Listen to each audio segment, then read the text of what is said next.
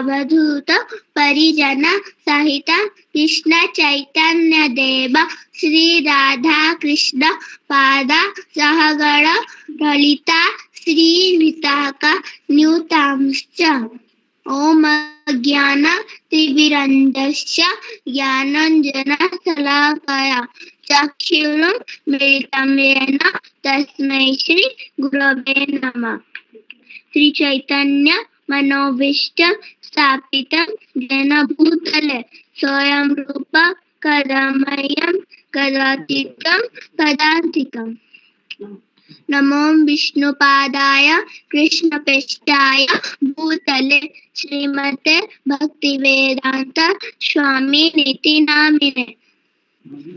नमस्ते सरस्वती देवे गौरवाणी प्रचारिणे निर्विशेष शून्यवादी पाश्चात्य देशतारिणे। नमो महावदनाय कृष्ण प्रेम प्रदायते कृष्णाय कृष्ण चैतन्य नामने गौरतसे नमः।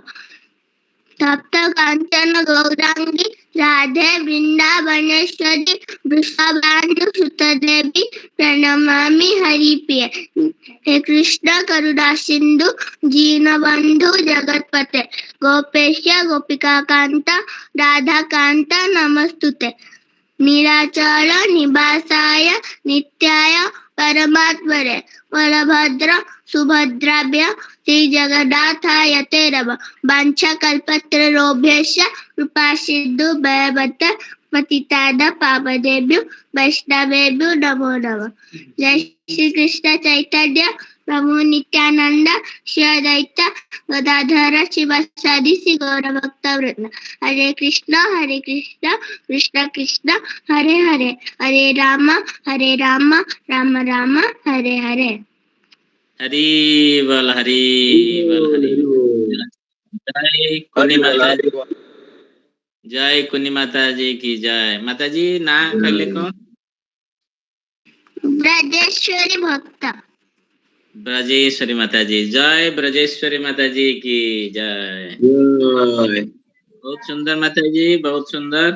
आउ ये केमती शिखिले मंगलाचरण के शिखे देले? मामा। ओके ओके, बहुत सुंदर। एमती अभ्यास करंतु एवं सुंदर भाव रे अपन कहि परचंती आहुरी स्पष्ट कहबे बहुत सुंदर भाव रे। बहुत बहुत बढ़िया। ओके, हरे कृष्ण प्रभु जी, दंडवत प्रणाम प्रभु जी। देवानंद श्रीपति प्रभु जी।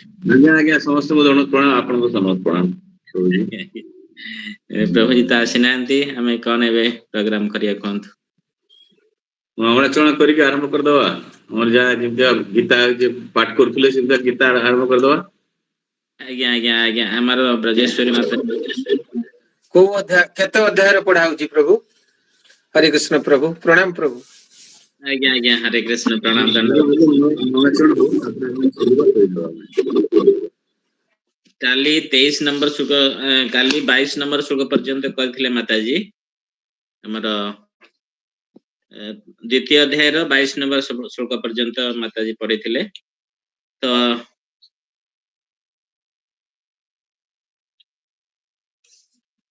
द्वितीय अध्याय 23 नंबर पकड़ो होबो। आज्ञा आज्ञा। आज्ञा आज्ञा। अभ्यास कर दे प्रभु जी। आज्ञा अभ्यास कर दवा, अभ्यास करिवा। 15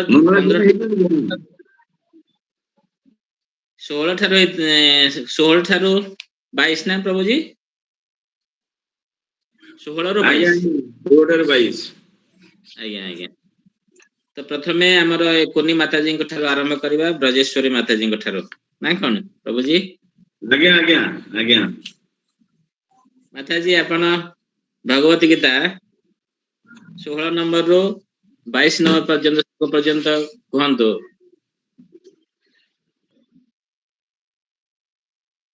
श्रीता माता जी, हरे कृष्ण दंडवत प्रणाम माता जी। हरे कृष्ण प्रभु, प्रणाम। आज्ञा प्रभु। 16 रो तो प्रभु मु कोन दोछ प्रभु से पढ़ी परिबन एक्चुअली। आज्ञा आज्ञा। कहंतो माता जी। नासतु विद्यते भावो नाभावो विद्यते सतः उभयोरपि दुष्टन्तस्त्वनयोस्तत्तदर्शिभिः अविनाशी तु तद्विधि येन सर्वमिदं ततम् विनाशमव्ययस्याच्च न किञ्चित् कर्तुमर्हति अन्तवन्त इमे देहा नित्यस्यक्ता शरीरिणः अनासीन अप्रमेयस्य तस्मायुध्यस्व भारत येनं नेति हन्तारं यश्चैनं मन्यते हतम् उभौ तौ न विजानीतो नायं हन्ति न हन्यते न जायते म्रियते वा कदाचित् नायं भूता भाविता वा न भूया अयो नित्यशाश्वतोऽयं पुराणो न हन्यते हन्यमाने शरीरे वेदाविनाशिनं नित्यं जयेनमजमव्ययम् कथं स पुरुषः पार्थ कं घातयन्ति हन्तिकम् वासंसि जीर्णानि यथा विहाय नवानि गृह्णाति नारुपराणि तथा शरीराणि विहाय जीर्णानि अन्यानि संजाति नवानि देहि।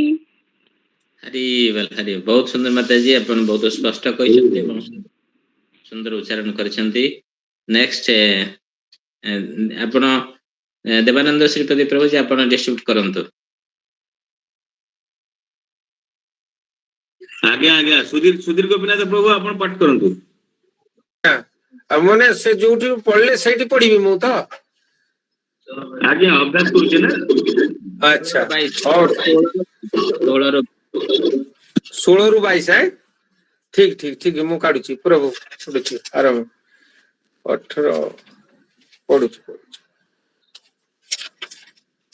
हरे कृष्ण प्रभु जी। 15 जहिन वेतन्ताति पुरुषं पुरुषर्पर्व समो दुःख सुख धीरं सस्मुतत्वायो कल्पते नासत विद्यते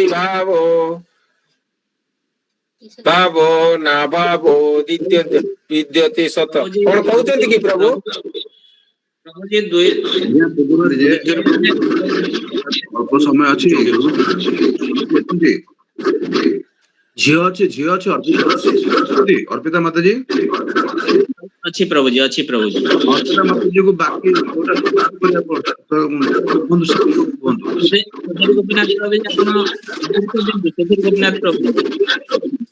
सुधीर गोपीनाथ प्रभु जी अपन आज्ञा प्रभु जी। माता जी को कहतु काली जो छड़ा होता तापर श्लोक गुड़ा को शिखा को आज्ञा आज्ञा प्रभु जी। जस्ट 5 मिनट टाइम देबे। आज्ञा आज्ञा 5-7 मिनट मु 8टा ठीक 8टा योगदान करिवे। आज्ञा प्रभु जी आज्ञा। मु अछि गोटे तिलक फुलक टिके करिवे टिके सोई पड़िथिले गोटे बाहर को जाइथिले तो। आज्ञा आज्ञा प्रभु जी आज्ञा प्रभु जी आज्ञा।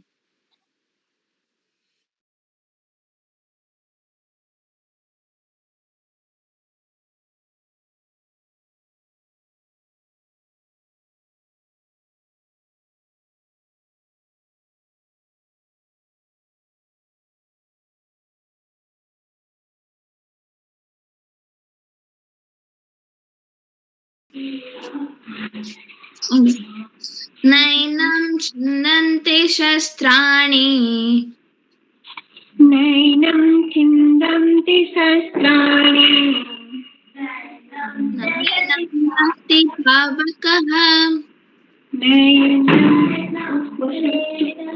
नैनं दहति पावकः न चैनं क्लेदयन्त्यापो न चैनं क्लेदयन्त्यापो न शोषयति मारुतः न शोषयति मारुतः नैनं छिन्दन्ति शस्त्राणि नैनं दहति पावकः नैनं छिन्दन्ति शस्त्राणि नैनं दहति पावकः न चैनं क्लेदयन्त्यापो न शोषयति मारुतः न चैनं क्लेदयन्त्यापो न शोषयति मारुतः नैनं छिन्दन्ति शस्त्राणि नैनं दहति पावकः न चैनं क्लेदयन्त्यापो न शोषयति मारुतः नैनं छिन्दन्ति शस्त्राणि नैनं दहति पावकः न चैनं क्लेदयन्त्यापो न शोषयति मारुतः अच्छेद्योऽयमदाह्योऽयम् अच्छेद्यो मदाह्यो अक्लेद्यो शोष्य एव च अक्लेद्यो शेष एव च नित्यः सर्वगतः स्थाणुर् नित्या सर्वगतः स्थाणो अचलोऽयं सनातनः अचलोऽयं सनातनः अच्छेद्योऽयमदाह्योऽयम्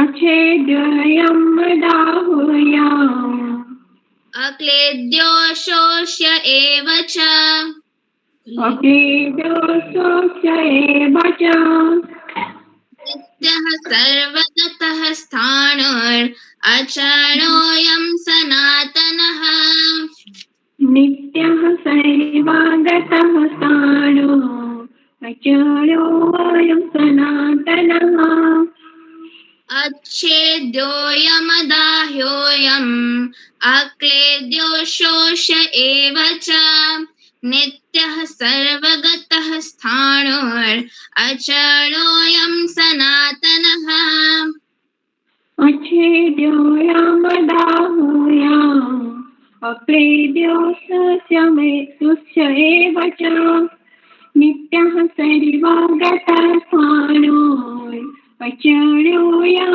सनातनः अव्यक्तोऽयमचिन्त्योऽयम् अव्यक्तोऽयम् अचिन्त्योऽयम् अविकार्योऽयमच्युते मुच्यते अविकार्योऽयमच्युते अव्यक्तोऽयमचिन्त्योऽयम् अव्यक्तोऽयम् अचिन्त्योऽयम् अविकार्योऽयमुच्यते अविकार्योऽयमुच्यते तस्मादेवं विदित्वैनं तस्मादेवं विदित्वैनं नानुशोचितुमर्हसि नानुशोचितुमर्हसि अव्यक्तोऽयमचिन्त्योऽयम् अविकार्योऽयमुच्यते अव्यक्तोऽयम् अचिन्त्योऽयम् अविकार्योऽयमुच्यते तस्मादेवं विदित्वैनं नानुशोचितुमर्हसि तस्मादेवं विदित्वैनं नानुशोचितुमर्हसि अव्यक्तोऽयमचिन्त्योऽयम् अविकार्योऽयमुच्यते तस्मादेवं विदित्वैनं नानुशोचितुमर्हसि अव्यक्तोऽयम् अचिन्त्योऽयम् अविकार्ययमुच्यते तस्मादेवं विदित्वेनं नानुशोचितुर्महर्षि अथ चैनं नित्यजातम् अथ चैनं नित्यजातं नित्यं वा मन्यसे मृतम् नित्यं वा मन्यसे मृतम् नित्य जातम जातम हाँ जातम तिला यातम हेगला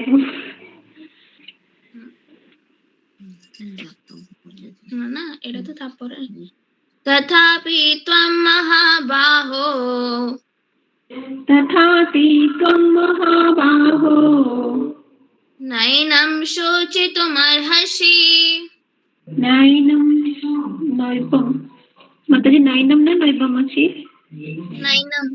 नैनं माताजी नैनं अछि नैनं शुचितुमर्हसि अथ चैनं नित्यजातं नित्यं वा मन्यसे मृतम् अथ चैनं नित्यजातं नित्यं वा मन्यसे मृतम् तथापि त्वं महाबाहो नैनं शोचितुमर्हसि तथापि त्वं महाबाहो नैनं शुचितुमर्हसि अथ चैनं नित्यजातं नित्यं वा मन्यसे मृतम् तथापि त्वं महाबाहो नैनं शोचितुमर्हसि अथ चैनं नित्यजातं नित्यं वा मन्यसे मृतम् तथापि त्वं महाबाहो नैनं शुचितुमर्हसि जातस्य हि ध्रुवो मृत्युः जातस्य हि ध्रुवो मृत्युः ध्रुवं जन्म मृतस्य च ध्रुवं जन्म मृत्युश्च च तस्मादपरिहार्येथे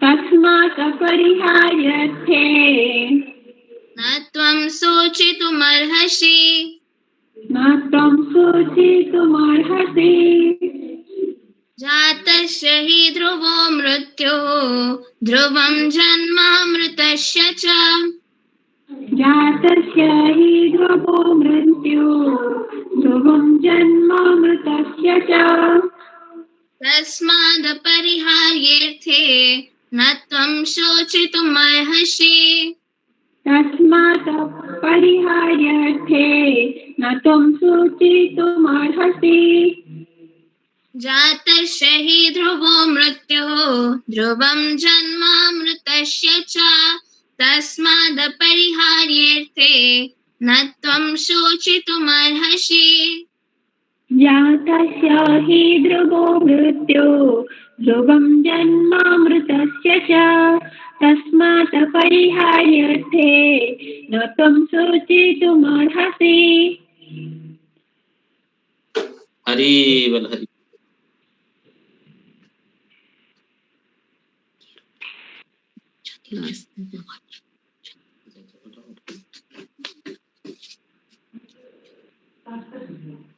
हरे कृष्ण प्रभु जी दंडवत प्रणाम दंडवत प्रणाम। हरे कृष्ण प्रभु जी दंडवत प्रणाम। दिख रहा है आपका दर्शन नहीं हो पा रहा जी। सुनाई पड़ रहा है सुनाई पड़ रहा है जी सुनाई प्रभु जी सुनने पड़े दंडवत प्रणाम प्रभु जी। प्रभु जी दंडवत।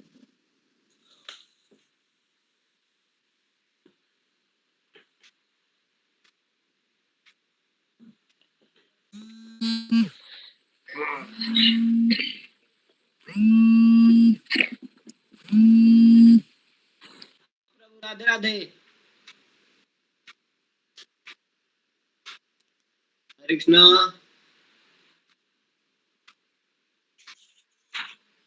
भद्रचार्य प्रभु कुछ कहना चाहते हैं क्या?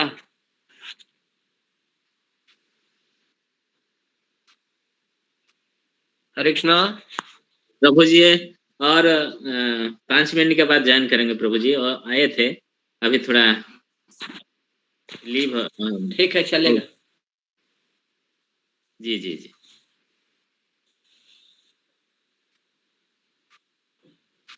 ठीक है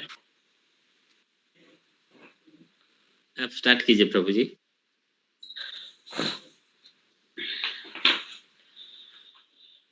हम नमो विष्णुपादाय कृष्ण पृष्ठाय भूतले श्रीमती राधा गोविंद गोस्वामी नित्यानंद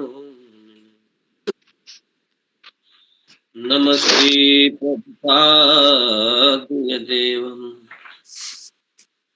गौरवाणी प्रचारणे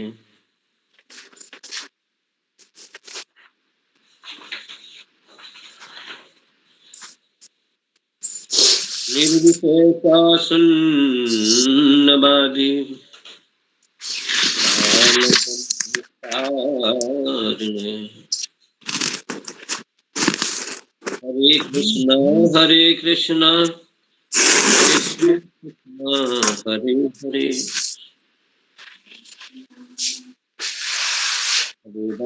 हरे राम राम राम हरे हरे नारायणं नमस्कृत्य नरं चैव नरोत्तमं देवीं सरस्वतीं व्यासं ततो जयामुदीरये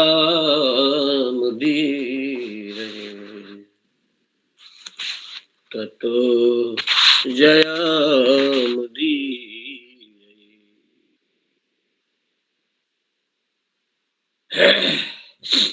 नौमी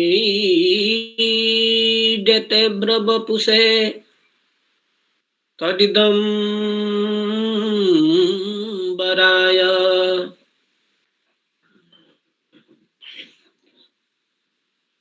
गुञ्जावतं सपरिपि शलसन्मुखाय वन्यस्रजे कवलभे त्रविषाणवेणु लक्ष्मश्रीमृदुपदे पशुपङ्कजाय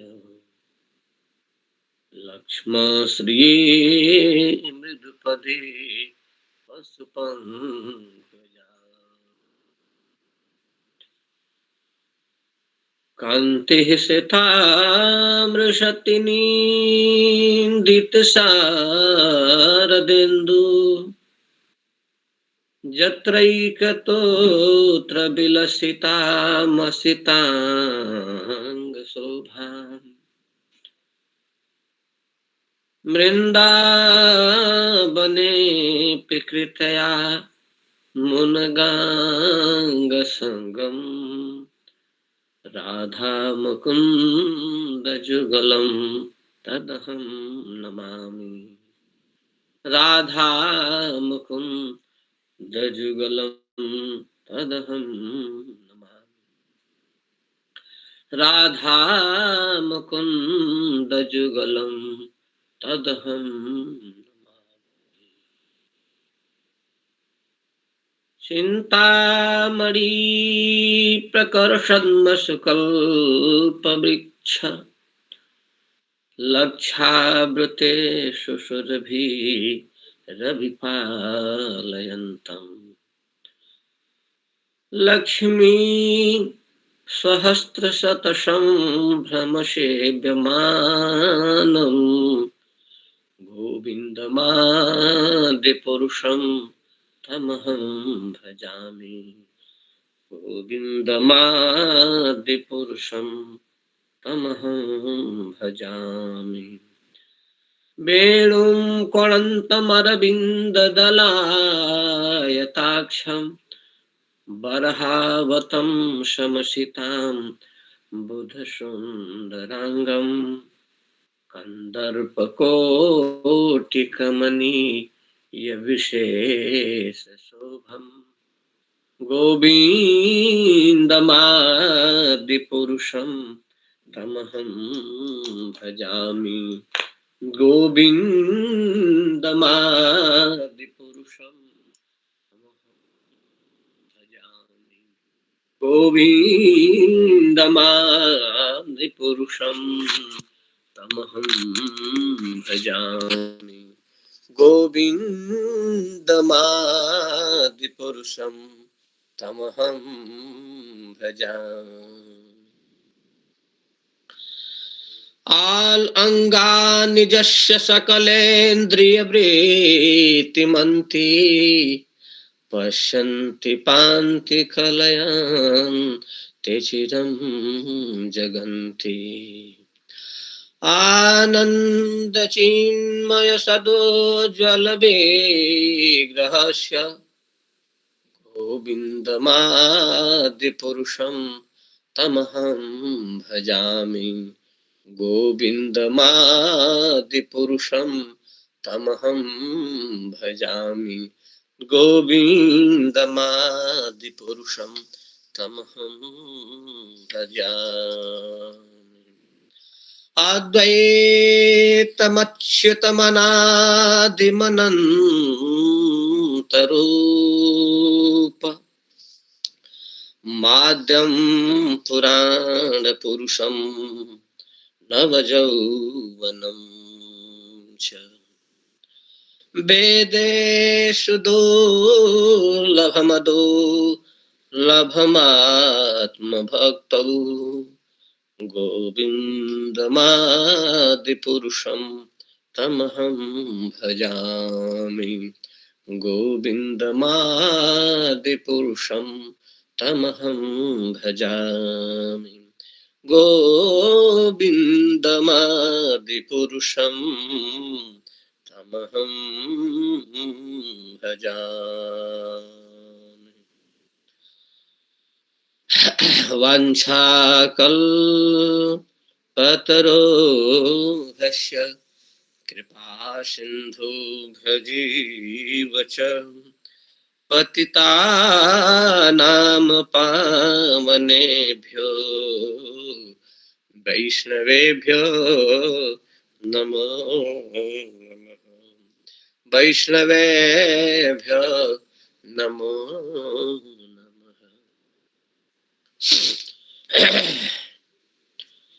ना ओम नमो भगवते वासुदेवाय ओम नमो भगवते ओम नमो भगवते वासुदेवाय ओम नमो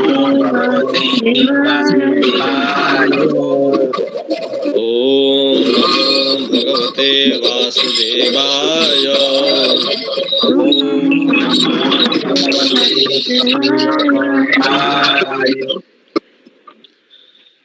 आप समस्त वैष्णवजनों को सादर दंडवत नमन बंदन करते हुए प्रस्तुत विषय की तरफ चलते हैं। कल चर्चा चल रही थी अद्वैतम की। कल जो भी चर्चा चली है अद्वैतम पर चली है और अभी भी अद्वैतम के कुछ अंश बाकी रह गया है श्रीपाद जी गोस्वामी के अनुसार, तो उसको भी लेंगे, देखेंगे क्या क्या ये कहते हैं। आचार्यगण के आंखों से जब देखते हैं तो देखने की शैली, समझने की शैली, कहने की शैली, बोलने की शैली उनके अनुरूप, उनके नजदीक, उनके कृपा के छाया शीतल के अनुभूति करते हुए चलती है। और जब अपने मन बुद्धि जो काम, क्रोध, लोभ, मोह, मत्सर, ईर्ष्या, द्वेष आदि से कलुषित है तो उसमें जलन आदि के ही अवशेष भाग रह जाते हैं। परंतु आचार्य चरण के चिन्ह पर चल के जब हम देखते हैं, सुनते हैं, समझते हैं तो हमारा सब कुछ आध्यात्मिक अलौकिक, असमूर्ध, अचिंत, अतर्क, असीम भगवान और गुरु आचार्य से समन्वित होकर चलने लगता है। इसलिए हम प्रयास करेंगे कि पूज्य पाद श्री जीव गोस्वामी के अनुसार कुछ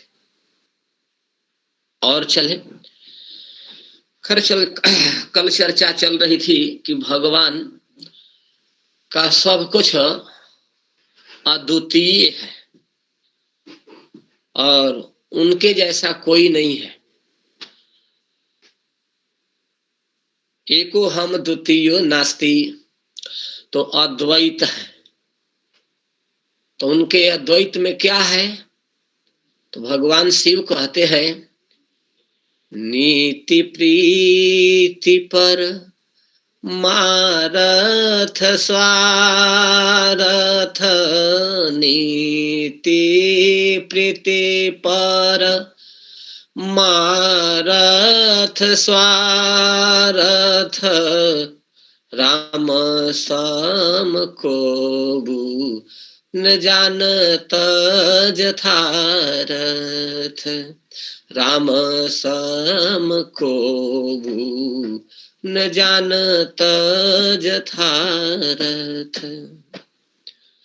नीति का मतलब ही होता है नयति इति नीति, जो शास्त्र सम्मत विचार के अनुसार ले चलती है। बड़े जनों के विचारों के अनुसार हमको लक्ष्य तक पहुंचाने वाला मार्ग जो है वो नीति है। तो नीति राम जी जैसा कोई नहीं जानता है। नीति और प्रीति का मतलब ही होता है प्रिय प्रीणने धातु से, जो एक दूसरे को सुखी करने का वाचक होता है, बोधक होता है, ज्ञापक होता है। तो जैसा प्रेम श्री राम जी करना जानते हैं वैसा कोई नहीं जानता है, क्योंकि ये सबका हित करते हैं, मंगल करते हैं, कल्याण करते हैं। स्वार्थ रहित सखा सबही के, ये सबके स्वार्थ रहित राम जी हैं। जीवन जी के, राम प्यारू जीवन जी के, स्वार्थ रहित सखा सबही के।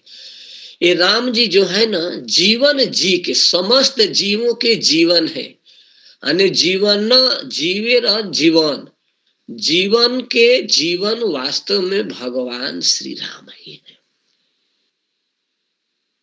जीवन जी के, राम जीवन जी के, राम जी जो है जीवन जी के हैं और स्वार्थ रहित सखा सबही के, इस सबके स्वार्थ रहित सखा है। इस संसार में जहां कोई भी व्यक्ति हो, ब्रह्मा से लेके चींटी पर्यंत तक की बात कह रहे हैं, जीव जगत में जहां कहीं भी चले जाइए, स्वार्थ लागी सब करे प्रीति, सुर नर मुनि भकय हरीति। इस संसार में जहां कहीं भी चले जाए, जीव जगत में जाने का मतलब ही हुआ कि यहाँ मतलब साधा जाएगा। वो चाहे माई हो, दादी हो, नानी हो, काकी हो, पत्नी हो, बेटी हो, भाई हो, मित्र हो, दोस्त हो, कुल कुटुंब ज्ञाति बंधु चाहे कोई भी हो, यहाँ अपना कुछ ना कुछ स्वार्थ साधा जाएगा। लेकिन राम जी वैसे नहीं है। वे तो गिद्ध से भी वैसे ही, वे वृक्ष से भी वैसे ही, वे कपि से भी वैसे ही। उमा राम समान जग नाही। भगवान शिव कहते हैं कि उमा राम जी के समान इस जगत में कोई नहीं है। उमा राम सम जग हित नाही। हे उमा, मैं सत्य कह रहा हूं, भगवान राम जैसे कोई हितैषी यही है। और इसी बात को भगवान गीता में कह रहे हैं, सुहृदम सर्वभूताना, समस्त जीवों का वास्तव में एकमात्र मैं ही हितैषी हूं। अगर हितैषी नहीं होते भगवान, तो जल की व्यवस्था, थल की व्यवस्था, आकाश की व्यवस्था, वायु की व्यवस्था, ये कौन कर सकते हैं? क्षिति जल आग की व्यवस्था, क्षिति जल पावक गगन समीर की व्यवस्था, पवन की व्यवस्था, ये कौन कर सकते हैं? जो जीवन है। तो इन जीवनों के जीवन के विस्तार करने वाले श्री राम जी ही हैं। ऐसा श्री शंकर जी महाराज माता उमा से कह रहे हैं। तो ऐसा भगवान के स्वभाव है, इसलिए अद्वैत है। इनके जैसा कोई दूसरा नहीं हो सकता है। अहो बकीयम स्तनकालकूटम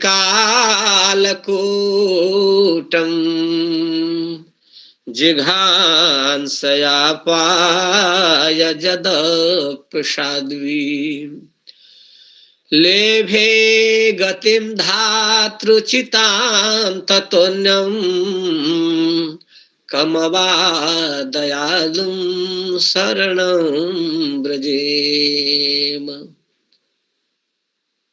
श्री उद्धव जी महाराज कह रहे हैं, अहो ऐसा दयालु कौन हो सकते हैं?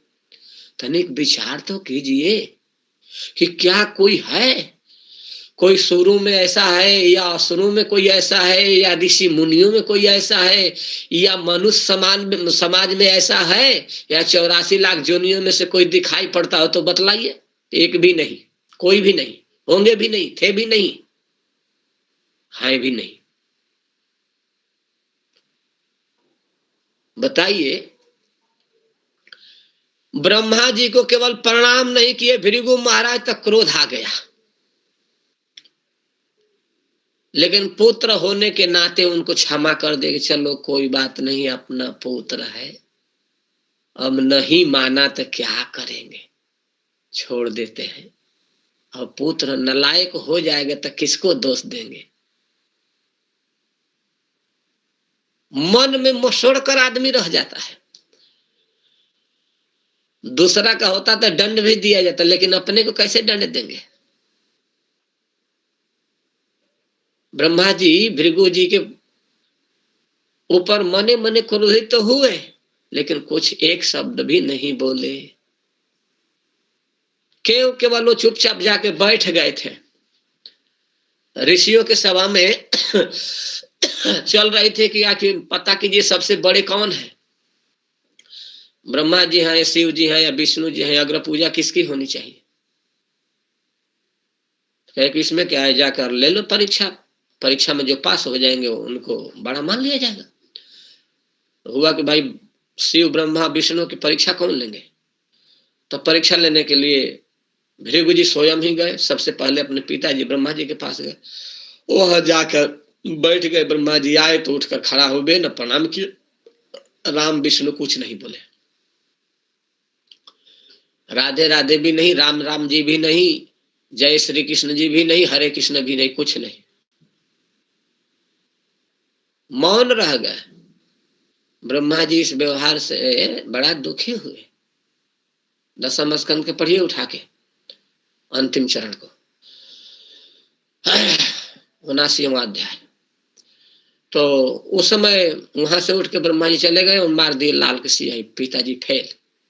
प्रणाम नहीं करने से इनके मन में क्रोध आ गया, पुत्र होने के नाते मुझे क्षमा किया, नहीं तो जला ही देते। तो पिताजी फेल। अब वहां से उठे तो भाई साहब के पास गए कैलाश में, और कैलाश में जब पहुंचे तो माता जी को पता चला कि श्री भृगु जी आ रहे हैं, ब्रह्मर्षि भृगु आ रहे हैं। उन्होंने अपने पति देव को बतलाई। पति देव जाने बड़ा खुश हुए, आगवानी करने के लिए चले। आइए आइए भृगु जी महाराज, धन्य भाग हमारा जो आप पधारे, आगंतुका नाम स्वागतम सारणम आगम्यताम आगतम सुस्वागतम महाभागा, आइए आइए स्वागत है। अब इधर भृगु जी देखे कि ये तो नंग धड़ंग अवघड़ मरघट के राख लगाने वाला, मुंडमाल धारण करने वाला, इसका कोई आचार विचार तो ठीक ठाक है नहीं, भूत बैताल के साथ रहता है। अब ये कहे बस बस दूर ही रहिए, सटिए मत, हम शुद्ध सात्विक ब्राह्मण ब्रह्मर्षि और कहाँ आप, नहीं नहीं दूर रहिए बस। इतना कहने मात्र से सारा स्नेह सौहार्द शिव जी का खत्म हो गया। नाम है शिव, काम करने चल दिए अमंगल का, उठा लिए त्रिशूल करने। अच्छा तुम ब्रह्मर्षि बनते हो, अभी मैं तुमको दिखाता हूँ कितना तुमने ब्रह्मर्षित्व की ताकत है, अभी दिखाता। वो तो माता जी कहे कि बस बस प्रभु ये आपके भाई हैं, अरे कह दिए तो क्या हो गया, बात तो इन्होंने सही ही कही है। हाँ तनिक कहने की इनकी शैली जो है वो भिन्न है, बस इतना ही कह सकते हैं। तो क्या हुआ, कोई बात नहीं, कहे तो अपने ही है ना, छोड़ दीजिए, कोई बात नहीं कोई बात नहीं, मान जाइए। और माता जी गिरकर चरणों में प्रार्थना की, तब जाकर लंबी लंबी सांस लेते हुए अपना त्रिशूल नीचे किए। कहाँ स्वागत कर रहे, कहाँ आप तुरंत त्रिशूले पर टांगने जा रहे थे, बताइए। तो सच्ची बात कह देने पर आग लग गई शिव जी को। बस वहां से उठे भृगु मुनि और चल देखे कि बस भाई भी फेल फेल फेल फेल। अब आगे पढ़े तो और प्रश्न पत्र खड़ा कर दिए, जैसे जैसे आगे बढ़ते गए वैसे वैसे प्रश्न पत्र भी खड़ा करते जा रहे थे। और बैकुंठ में पहुंचे, बैकुंठ नाथ के पास देखे, वहां पहुंचे तो भगवान सोए हुए हैं और श्री जी लक्ष्मी जी चरण भींच रही है, दबा रही है प्रेम से, और जाके जमा कर एक लात मारे, है तेरी भगवान की, जमा के एक लात मारे। और उतने मार के ही उनको संतोष नहीं हुआ, गाली देना चालू किए।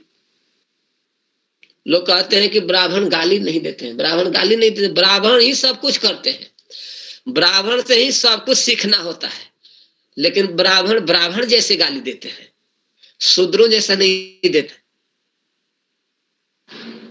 भृगु मुनि जी ब्रह्मर्षि हैं, ब्रह्मा जी के पुत्र हैं, और भगवान विष्णु के छाती में जाके जमा के एक लात मारे और मार के कहते हैं आलसी, जब देखो तब सोया रहता है, जब देखो तब सोया रहता है। कभी कर्णोदक साई विष्णु तो कभी गर्भोदक साई विष्णु तो कभी क्षीरोदक साई विष्णु, साई साई साई, सोने से फुर्सत ही नहीं है आलसी को, हद तरीके।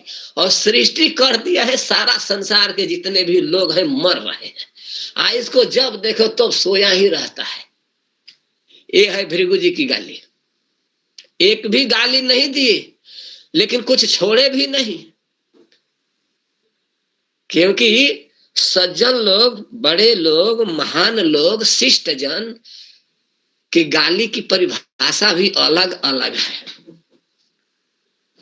इसलिए युग के अनुसार, समय के अनुसार धीरे धीरे गाली का भी स्तर बिगड़ता गया। लेकिन जो शिष्ट लोग थे उनकी गाली की परिभाषा यही रही है, वो गाली भी देंगे, क्रोध भी करेंगे, उसी में भगवान की स्तुति भी कर देंगे। ये है बड़ों की बड़ाई। तो वहां जाके जमा कर एक लात मारे और अड़बी तड़बी भी बोले। लेकिन भगवान क्या किए, ये तो हमारे भृगु मुनि की बात हुई, लेकिन हमारे भगवान क्या किए, हमारे विष्णु जी क्या किए, हमारे नारायण जी क्या किए। तो हमारे विष्णु जी उठे और कहे प्रभु क्षम्यताम क्षम्यताम, क्षमा कीजिए क्षमा कीजिए, हम नहीं जान पाए कि आप आ रहे हैं। क्या करें, घर गृहस्थी में रहते हैं ना, जब पत्नी के साथ रहते हैं तो सब कुछ भूल जाते हैं कि कौन आया कौन गया। यही तो गृहस्थी के पचड़ है महाराज, क्या करें, हम भूल गए, नहीं जान पाए। ब्रह्मर्षि देव क्षमा कीजिएगा, अगर जाने होते तो हम अगवानी किए होते, यह भूल हो गई। और दूसरी चीज कि हमारी छाती जो है वज्र के समान कठोर है, और आपका जो चरण है वह चरण बड़ा सुकुमार है, कमल जैसा है, मृदुल है। हमारे वज्र जैसे कठोर छाती में स्पर्श होने के कारण आपको बड़ी पीड़ा पहुंची है। ऐसा कहकर भगवान अपने दुपट्टा से, पीतांबर से उनके चरण को सहलाने लगे और चूमने लगे।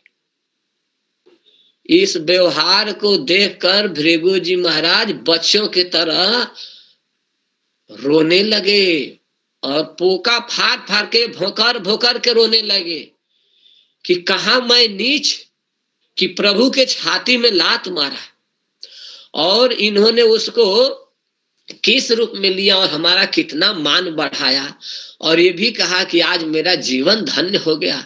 आप जैसे ब्रह्मर्षि के चरण के प्रहार से हमारी छाती धन्य हो गई। हो धन्य है प्रभु, धन्य है। जब ब्रह्मर्षि भृगु जी रोने लगे तो भगवान कहे, वत्स भृगु तुम चिंता मत करो, मैं तुम पर बहुत प्रसन्न हूं, बहुत प्रसन्न हूं, तुम वरदान मांगो। लो जी, कोई पैर से मारे या गाली दे और उसको वरदान देने के लिए भगवान तैयार हो जाएंगे, या कोई तैयार हो जाएगा दूसरा? ऐसा है कोई संसार में कि जाकर जमा के लात मारे, ऊपर से गाली भी दे, और फिर लात और गाली सुनने वाला व्यक्ति उठकर चरण से हलावे और क्षमा मांगे? ऐसा कोई मिलेगा? एक भी नहीं। कहीं देखा न सुना, कहीं देखा न सुना भगवान जैसे, कहीं देखा न सुना भगवान जैसे, कहीं देखा न सुना। न कहीं देखा न सुना, क्षमाशील केवल भगवान है, ऐसे कोई नहीं हो सकते हैं। नीति प्रीति परमार्थ इनके समान कोई जानने वाला नहीं है, एक भी नहीं।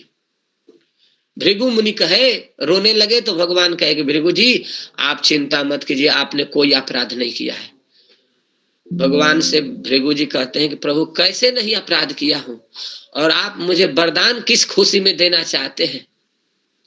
तो भृगु जी से भगवान कहते हैं कि आपने हमारा वो कार्य किया है कि जिस कार्य को मैं स्वयं नहीं कर सकता था, और भी हमारे इस किसी स्वरूप से ये कार्य नहीं हो सकता था, और उस काम को आपने किया है। क्या किया है?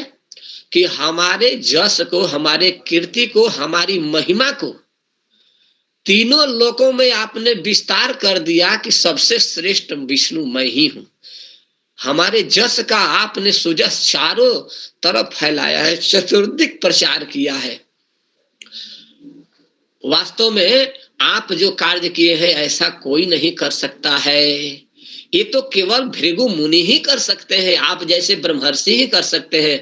आपने अपने जीवन के प्रवाह न करके यहाँ पर आए और मेरे जस को बढ़ाए, इसलिए मैं बहुत प्रसन्न हूं। वरदान मांगिए, वरदान मांगिए, क्या चाहिए?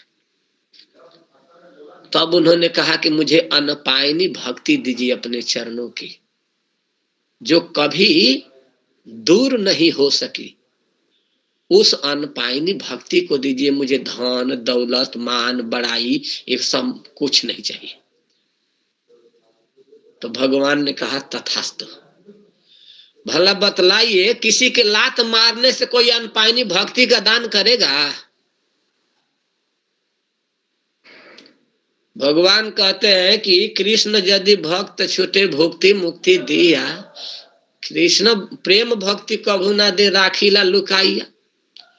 जैसे कोई हीरा मोती कीमती वस्तु को छिपा के पोटरी में बांध के भीतर रखते हैं, और हम देखते हैं कि जो बड़ी कीमती वस्तु होते हैं तो माता जी लोग अपने छाती के बगल में ऐसे रख लेती हैं धीरे से दबा के, क्योंकि वहां से कोई निकाल नहीं सकता है। उसी तरह 7 तिजोरी के भीतर हीरा जैसे छिपाकर भक्ति को भी भगवान रखते हैं, उस भक्ति को नहीं देते हैं। लेकिन यहाँ पर भगवान परमार्थ को जानने वाले, स्वार्थ को जानने वाले एक लात में ही दे दिए। तो भला बतलाइए कि भगवान जैसा कोई होगा? अद्वैत है भगवान, अद्वितीय है भगवान, इनके जैसा कोई नहीं हो सकता है। भगवान अद्भुत है, अद्वैतम, अद्भुत इनका है सब कुछ। और इसी अद्वैतम पर चल रहा है। तो कह रहे हैं कि श्रीमद् भागवतम के 3 स्कंध के 2 अध्याय के 21वां नंबर के श्लोक देख लीजिए। भागवत लिए हैं आप लोग तो। श्रीमद् भागवतम के 3 स्कंध के 21वें 2 अध्याय के 21वें श्लोक को देखिए। भगवान जैसा केवल भगवान है और कोई नहीं हो सकता है।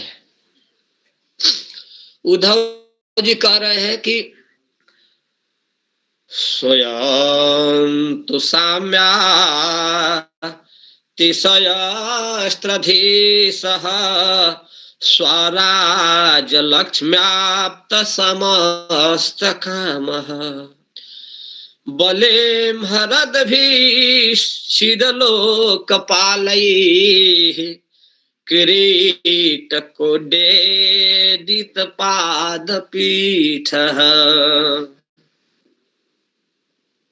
श्री भगवान के महिमा के वर्णन करते हुए कह रहे हैं कि भगवान कैसे हैं? तो कह रहे हैं कि स्वयं तु असाम्य अतिशय। स्वयं श्री भगवान स्वयं में वह ऐसे हैं कि जिनके बराबरी कोई नहीं कर सकता है, जिनके साम्य कोई नहीं है, असाम्य है। न साम्य इति असाम्य, यानी जिनके बराबरी कोई नहीं कर सकते हैं, ऐसे हैं भगवान। स्वयं तु असाम्य, भगवान असाम्य है, उनकी कोई बराबरी नहीं कर सकते हैं। मिला?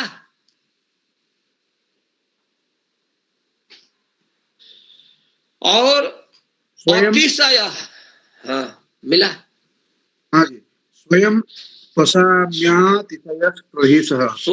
स्वयं तु असाम्य अतिशय, स्वयं में वह भगवान साम्य रहित है, अर्थात उनकी कोई बराबरी कर ही नहीं सकता है, बराबरी कर ही नहीं सकता है। तो जब बराबरी कर ही नहीं सकता है तो फिर अतिशय होने की तो बात ही नहीं है, उनसे बढ़कर होने की तो बात ही नहीं है, बातें ही स्पष्ट हो जाती है। इसी पर तो भगवान 3 बार जन्म लिए मैया के गर्भ से। जब उन्होंने प्रश्नी और शतुपा के रूप में प्रसन्न की ब्रह्मा जी के कहने से, तो भगवान सामने वरदान देने के लिए आए और उस समय उन्होंने मांगा कि आप मांग लीजिए क्या चाहिए। तो कहा कि बस आप जैसा पुत्र चाहिए। तो भगवान ने तथास्तु तो कह दिया और विचार करने लगे तो कह के अरे राम राम, सृष्टि में हमारे जैसा तो कोई है ही नहीं, हमारा बराबरी तो कोई करेगा ही नहीं। तो 3 बार में आकर भरपाई किए विलंब होने के कारण। तो स्वयं तू असाम्य, भगवान जैसा कोई नहीं है, फिर अतिशय की तो बात ही नहीं है। तो क्यों ऐसा? क्योंकि त्रयधीश, भगवान त्रयधीश है। क्यों? कि वो तीनों गुणों के अधीश्वर है, तीनों लोकों में सर्वश्रेष्ठ है, ईश्वर है। त्रयाणाम गुणानाम गुणेषु वा, और त्रयाणाम पुरुषाणाम पुरुषेषु वा ईशः इति त्रयधीशः। वे सबसे बढ़ चढ़ के हैं, उनसे बढ़कर कोई हो ही नहीं, उनके बराबरी कोई कर ही नहीं सकता, और उनसे बढ़कर होने की तो कोई बात ही नहीं है। वो त्रिलोकी के स्वामी हैं और स्वराज लक्ष्म्याप्त समस्त कामः। वे कैसे हैं? तो कह रहे हैं कि स्वराज लक्ष्म्या आप्त, स्वामी है, अपने ऐश्वर्य लक्ष्मी से आप्त है, समस्त कामनाओं से परिपूर्ण हैं, उनको बाहरी किसी अन्य विषय वस्तुओं की अपेक्षा नहीं है। निजलाभ पूर्णो, वो निजलाभ पूर्ण है। प्रहलाद जी महाराज कहते हैं प्रभु आप तो अपने ही ऐश्वर्य माधुर्य वैशिष्ट से विभूषित हैं, अलंकृत हैं, मंडित हैं, बाह्य विषय वस्तु की कोई अपेक्षा ही नहीं है।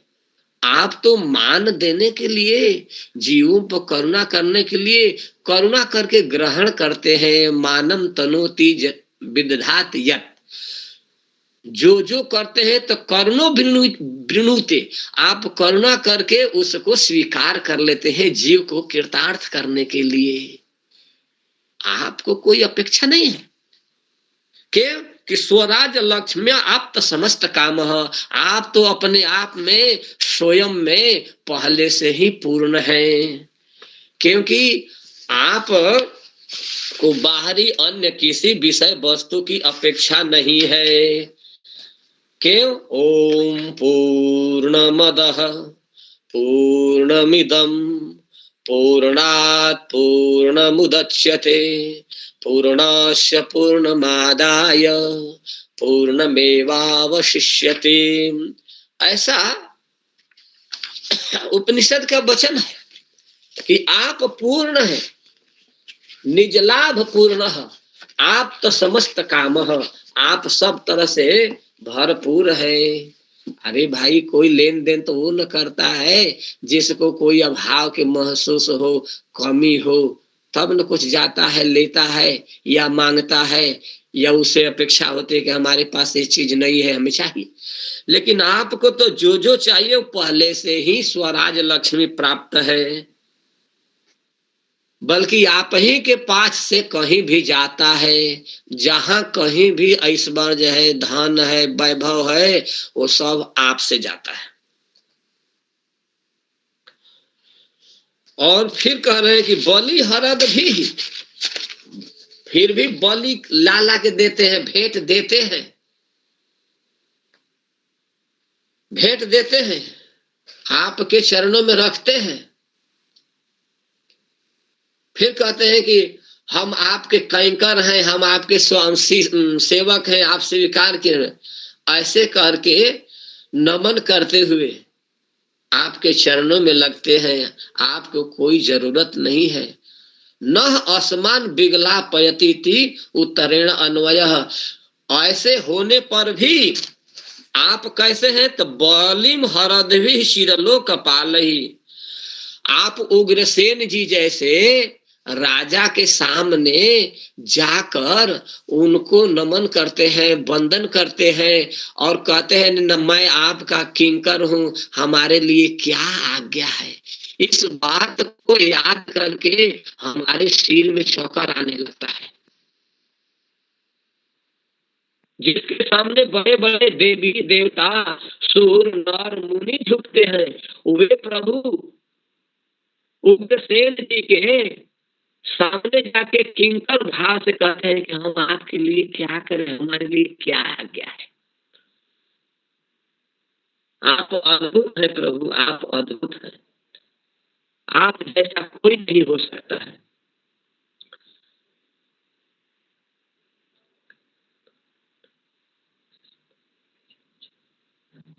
और आप कहते हैं कि बड़े बड़े लोकपाल, बड़े बड़े जो लोकपाल हैं, जो लोगों के पालन करने वाले हैं, वे लोग भी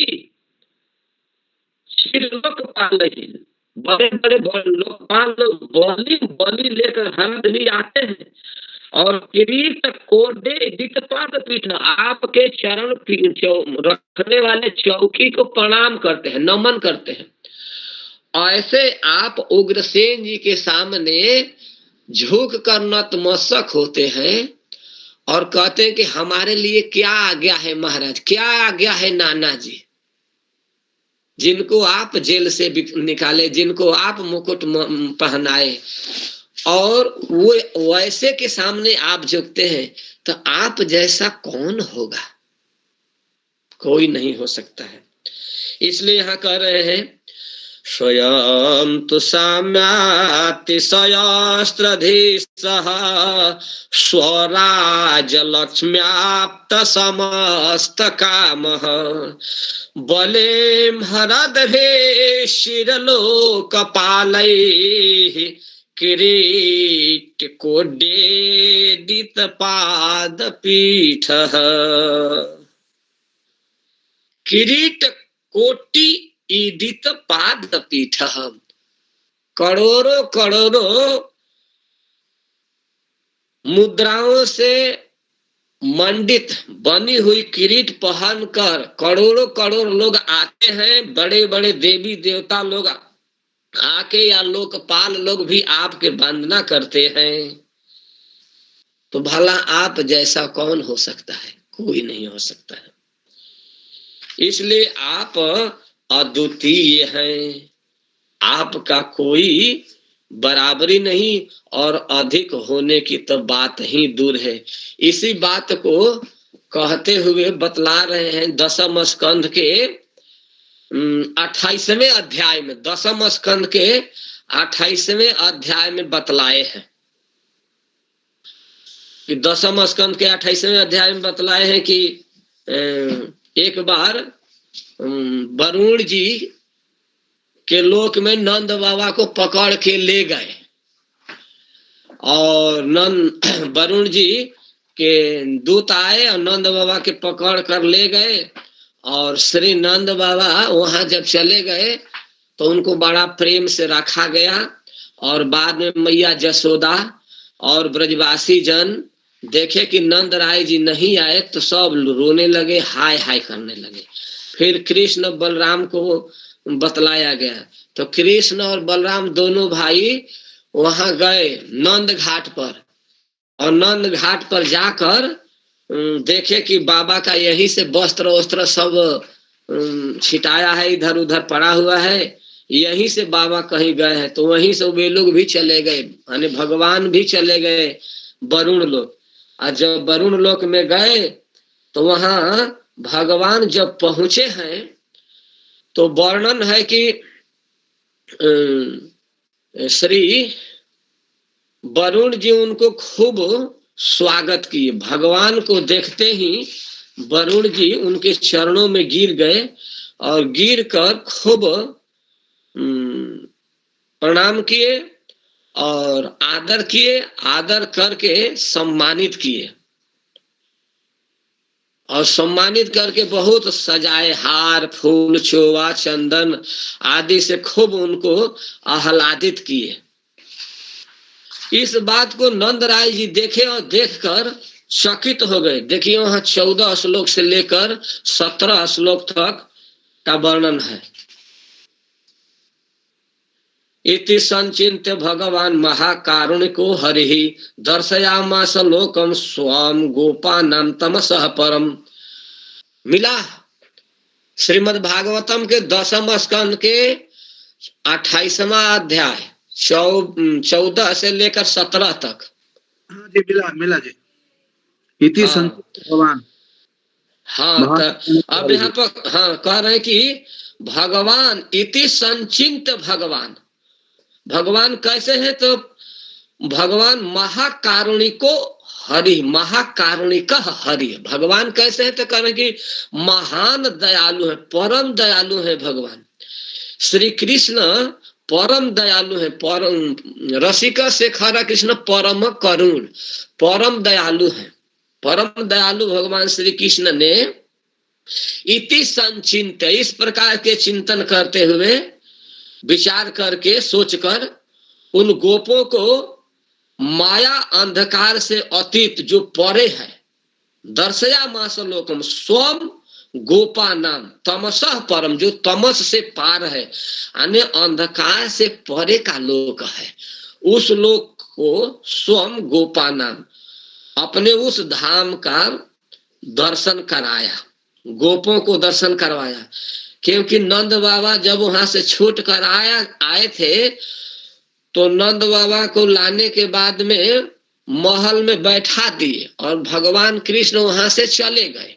और चले गए तो खूब भगवान की प्रशंसा किए नंद महाराज के। अरे मत पूछो, ये तो कन्हैया हमारा कोई साधारण नहीं है। वरुण के लोक में गया था तो हमको बड़ा ऊंचा आसन पर बैठाया था वरुण, और चंवर डुला रहा था, हार फूल माला चोबा चंदर, अरे ढोक पर ढोक सबरे देवे, 1 आवे 2 आवे 4 आवे 10 आवे 15 सब आवे चरणों में गिरे। और हम तो देखे कि हमको ही कर रहे, तब तक से जब हमारा कन्हैया पहुंचा ना तो हमको छोड़कर सब कन्हैया के चरण में धा लगे और सब कन्हैया के चरणों में गिर गए। कन्हैया के ऐसी सेवा, ऐसी सेवा शुश्रूषा हुई, स्वागत हुआ कि मैं क्या बतलाऊं, मैं तो दंग रह गया कि ये हमारा लाला है कि भगवान है, कौन है, क्या है। ये वरुण इनके चरणों में आके लौट रहे हैं, गिर रहे हैं, प्रणाम मांग कर रहे हैं और क्षमा मांग रहे हैं। हम तो धन्य हो गए। ऐसा आके वर्णन किए थे नंद बाबा। और जब नंद बाबा के मुख से सब ब्रजवासी सुने थे तब कहे कि कन्हैया तुम केवल अपने पिताजी को अपने धाम का दर्शन कराते हो, उस धाम का हमें भी दर्शन कराओ। तो भगवान कहे कि ठीक है, कोई बात नहीं, तुम लोग चाहते हो तो कभी हो जाएगी, चिंता मत करो। तो एक दिन खेलते खेलते भगवान अपने सखाओं को इति स्वानम स भगवान विज्ञाखिल दृक् स्वयं संकल्प संसिद्धे सिद्धये तेषम कृपया तद चिंतयत। उनके सिद्धि के लिए भगवान ने सबको ले गए तो दिखाए उस धाम को। कौन सा धाम? तो वही यहाँ पर तमसः परम 14वां में आया है ना, तमसः परम, जो अंधकार से परे का है। स्वम लोकम दर्शया मास भगवान ने दिखाया। तो जिसको तप करके आराधना करके प्राप्त किया जाता है, ऐसे लोग को खेल खेल में और वो भी इसी पंच भौतिक देह से भगवान अपने सखाओं को ले जाकर दिखा दिए। तो क्या भगवान जैसा ऐसा कोई होगा? इसलिए भगवान अद्वैतम है, अद्वितीय है। सत्यम ज्ञानम अनंतम जद ब्रह्म ज्योति सनातनम। भगवान सत्य है, सत्य स्वरूप है, ज्ञानमय है, अनंत है, ब्रह्म रूप है, ज्योति स्वरूप है, सनातन है, वो सदा से है। जद धी पश्यन्ति मुनयः गुणा पाए समाहितः। कह रहे कि जिन भगवान को, यत माने जिस भगवान को, धी बुद्धि से, कौन पश्यन्ति? मुनयः धी पश्यन्ति। मुनिगण अपने बुद्धि से यत पश्यन्ति, जिनको देख पाते हैं, समझ पाते हैं। और कैसे? तो समाहितः गुणा पाए, जो समाधिष्ट, समाधि में निष्ठ होके गुण से अतीत हो जाते हैं, तब उनको प्राप्त करते हैं, देख पाते हैं। उस भगवान को ये सखागण सहज में प्राप्त किए हैं या हुए हैं, या उस धाम को भगवान इसी शरीर से दिखाए हैं। ऐसा कौन होगा? कोई ऐसा है कि किसी मित्र के कह देने पर इस धाम का दर्शन करा दे? न जाने कितना तेल लगवाएंगे। एक छोटा सा काम किसी से करवाना हो तो न जाने कितना तेल लगवाएंगे, कितनी चरौरी मिनती करवाएंगे। लेकिन भगवान से इन सखाओं ने कह दिया, कन्हैया ऐसा करना है, खाली तुम तो बाबा को दिखाते हो ना, हाँ, तो हम लोगों से भला तुम्हारा लगाव ही क्या है? हम लोग भला तुम्हारे कौन है? इस व्यंग वचन को सुनकर भगवान कहे हो, हमारे मित्र इतने दुखी हो गए। चिंता मत करो, तुम लोगों के लिए मैं अभी अभी दर्शन कराता। गोप कुमारों ने कह दिया, भैया कन्हैया बहुत जोर से भूख लगी है, कुछ खाने की व्यवस्था करो ना। देखो यहाँ से कुछ ही दूर पर ताल बन है, उसमें बहुत सुंदर सुंदर फल लगे हैं और खाने का मन कर रहा है। कितना सुंदर मह मह उधर से सुगंध आ रही है। अब बुझाता है कि लगता है कि लार चू जाएगा। बड़ी फल में से गंध आ रही है कि नहीं है खिला। कहे भाई भगवान कहे खाओ क्या देकर, अरे खाएं कैसे, वहां तो धेनुकासुर रहता है, मनुष्य के गंध पाते ही मार डालता है। तो जाकर दाऊ दादा सबको समाप्त किए और फल को खाने के लिए व्यवस्था कर दी। तो अपने सखाओं के चंट मिनटों के बात को सुनकर तत्काल करते हैं, क्यों? स्वार्थ रहित सखा सब ही के।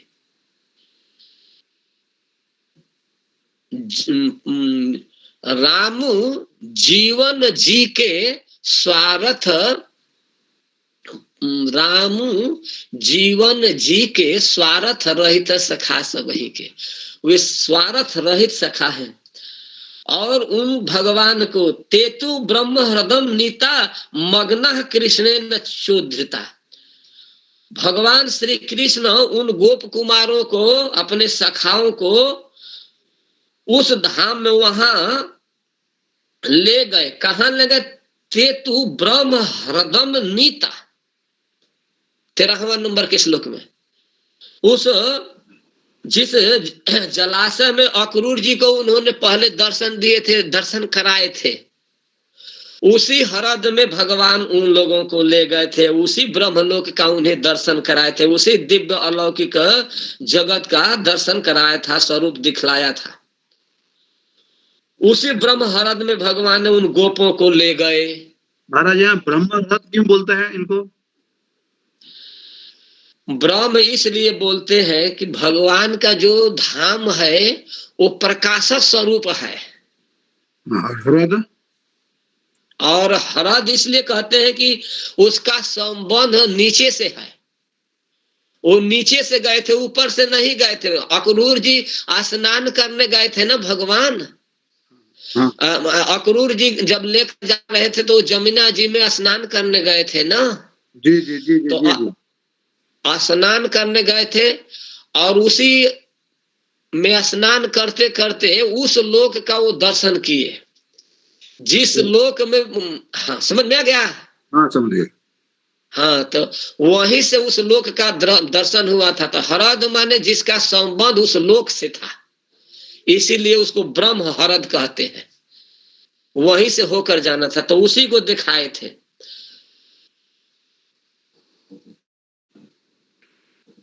और ब्रह्म हृद में प्रवेश कर गए, तब भगवान ने उसमें से उनको निकाल कर अपने परम धाम का दर्शन कराया कि देखो ये हमारा धाम कैसा है। अब इन सब चीजों को देखकर सब के सब आनंदित हुए। नंदादयस्तु तम दृष्टवा परमानंद निर्वृता। उस दिव्य भगवत स्वरूप लोक को देखकर नंद आदि जितने भी गोपगण हैं सब परम आह्लादित हुए, नंद आनंदित हो गए, मग्न हो गए। उन्होंने देखा कि सारे वेद मूर्तिमान होकर भगवान श्री कृष्ण की स्तुति कर रहे हैं। वे सब के सब परम विस्मित हो गए। तो ऐसे हैं श्री कृष्ण, ये अद्वितीय है। ऐसा केवल भगवान कर सकते हैं, कोई दूसरा नहीं कर सकता है। इसीलिए यहाँ पर श्री जीव गोस्वामी पाद अद्वैतम शब्द का अर्थ व्यक्त कर रहे हैं कि अद्वैत के भगवान को क्यों ब्रह्मा जी कहते हैं। ब्रह्मा जी अद्वैत कहने का क्या भाव व्यक्त करना चाहते हैं? तो यही भाव है जो सगुण साकार स्वरूप रूप है। इस रूप का उन्होंने वर्णन किया और आगे वर्णन करते हुए कहते हैं अच्युतम शब्द आया है। इसी श्लोक में आया है ना अद्वैतम, एक शब्द हुआ। अब आया अच्युतम। तो अच्युतम आया पर अच्युत शब्द के व्याख्या कर रहे हैं श्री जीव गोस्वामी पाद 10वें स्कंद के 39वें 10वें स्कंद के 38वें अध्याय के 6, 7, 8, 9 इस श्लोक को देखें। 10, 38, 6, 7, 8, 9 श्लोक, 4 श्लोकों में अच्युत शब्द की व्याख्या कर रहे हैं कि आखिर भगवान को अच्युत क्यों कह रहे हैं ब्रह्मा जी। अच्युत का मतलब क्या होता है? अद्वैत का तो मतलब कुछ वर्णन कर लिए, लेकिन अच्युत क्यों कह रहे थे इसको आप लोग देखें। कंसो बताद्याकृत में त्यनुग्रहम द्रक्षे नृपद्मं प्रहितो मुना हरे कृतावतार सदुरत्ययं तमु पूर्वे तरण्यन्नख मंडल त्विषा। महाराज बोले आप 10, 38 हाँ और 6, 7, 8, 9 10, 38 का 6, 7, 8, 9 ये तो 6 में बोलता है ममाद्या मंगलम नष्टे, ये वाला है ना? हाँ हाँ यही तो है। हाँ ठीक है ठीक है ठीक है ठीक है, यही है। हाँ अब अच्युत शब्द की बात कर रहे थे, आखिर अच्युत क्यों कह दिए भगवान को, अद्वैत क्यों कह दिए? तो अद्वैत का तो अर्थ समझ में आया। अब अच्युत कहने का क्या भाव है? तो अच्युत कहने का भाव है कि एक बार की बात है कि जब कृष्ण और बलराम ब्रज में ब्रज लीला कर रहे थे, उस समय जन्म से पहले ही जब वो कंस रथ हाँक रहा था अपने बहिन का, तो उस समय आकाशवाणी हुई थी कि कंस जिस बहिन के अपने विदाई कर रहे हो, इसके ही 8वां गर्भ से तुम्हारा नाश होगा। और इस बात को सुनकर वह बैर बांध लिया, मारने के लिए चला। और जन्म आदि की कथा जानते ही हैं। अब हम सीधे प्रसंग पर चलते हैं, लंबी चौड़ी कथा नहीं करेंगे, आप सब जानते हैं। तो अब उसने मारने का प्रयत्न किया, देवकी जी को नहीं मार पाया, वसुदेव जी ने बचा लिया। फिर उनके कई पुत्रों को मारने का प्रयास किया, मार भी दिया, और देवी जी को नहीं मार पाया। भगवान मथुरा में पहुंच गए, सब जानते हैं। अब जब भगवान गोकुल में पहुंच गए तो उनको पुतना को भेज मारने के लिए, फिर इसके बाद में तेरावर्त को भेजे और सत्यासुर को भेजे, तेरावर्त को भेजे। इस बारे बड़े बड़े बात हुए। इन सब के ठिकाना लगाते गए कन्हैया, सब के ठिकाना लगा दिए। अब अंत में बघासुर, बकासुर, प्रलंबासुर, बत्सासुर सबको मार डाले, और अरिष्टासुर को भी मार डाले, और केसी रह गया, केसी को भी मार डाले, और केसी अंतिम था, केसी को भी मार डाले। जब केसी मर गया तो नारद जी जाकर समझाए कि आप उसको वहां नहीं मार पाओगे, यही बुलवा लो, और बुलवा कर अपने घर में ही मार दो आराम से। और भीतरी बात है कि नारद जी कहे कि अब ज्यादा दिन क्या जियोगे, यही बुला के मर जाओ। तो अब बुलाने वाला काम कौन करेगा? कृष्ण को बुलाने वाला काम कौन करेगा? तो उसने क्या किया कि सबसे सुंदर नीति लगाया कि अक्रूर जी और कृष्ण बलराम का संबंध चाचा भतीजा का है, और नंद जी से इसका संबंध बहुत बढ़िया है, और इसी को भेज कर बुलवाने जग देखने के बहाना, और यही पर उसको मार डालेंगे। यह आपस में समझा सलाह कर लिए, और चाचा अक्रूर जी को भेज दिया। और चाचा अक्रूर जी सुन लिए, और सुनकर कहे कि ठीक है। पहले तो अक्रूर जी को बुलाया, खूब सम्मानित किया, आदर दिया, और उनके हाथ को पकड़ के अपने हाथ में ले लिया। कहा कि हे अक्रूर जी, आप तो हमारे परम मित्र हैं, हमारे साथी हैं, हमारे सुख दुख के आप ही जानने वाले हैं, अतः अब आपसे बढ़कर कोई हमारा नहीं है, और आप ही हमारा मदद कर सकते हैं। कहे हाँ हाँ निश्चित रूप से आप कहिए। तो आप तो जानते ही हैं कि हम ब्रज में जिनको जिनको भेजे वे सब मारे गए, लेकिन आप अब एक हमारा काम कीजिए कि आप यहाँ से नंदगांव जाइए, और नंद गांव से कृष्ण और बलराम को यहाँ जग देखने के लिए बुला कर लाइए, और यहीं पर उन सबको बुलाकर हम मार देना चाहते हैं। इसमें आपसे मैं अपनी सहायता चाहता हूँ। तो चाचा अक्रूर जी ने कहा कि ठीक है। तो अब बताइए कि भगवान के चाचा है और भगवान के चाचा ऐसा कहे क्यों कहे? क्योंकि अक्रूर जी माने विदुर जी, बहुत बुद्धिमान व्यक्ति का नाम है अक्रूर। अक्रूर जी तुरंत विचार कर लिए कि अगर इसके बात को नहीं मानूंगा तो हमको ही मार डालेगा, और हमको मार तो डालेगा ही, जो करना होगा कृष्ण और बलराम के साथ भी करेगा। तो अब कोई बुद्धि लगाते हैं, इसकी बात मान लेते हैं और फिर चलते हैं, जैसा भी होगा कृष्ण को चलकर सचेत करा देंगे। तो वहां वो गए हैं और कृष्ण बलराम से मिले भी हैं, सारी बात भी बतलाए हैं, और रात में रोए भी हैं अक्रूर जी कि मैं कैसा नालायक हूँ, कैसा नीच हूँ कि अपने भतीजे को अपने द्वारा ही ले जाऊंगा और मरवाऊंगा। मेरे जैसा भी कोई नीच हो सकता है क्या? लेकिन इन सारी बातों को सोच रहे हैं कि नहीं नहीं, वे तो भक्त वत्सल है, वे तो अच्युत है, ये सारी बातें आएगी उसमें कि भगवान अपने स्वभाव से कभी गिरते नहीं है, स्खलित नहीं होते हैं, वे सबके मनोभाव को जानते हैं, इसलिए वो हमारा पक्ष ही लेंगे। तो अब यहाँ से ये बात है।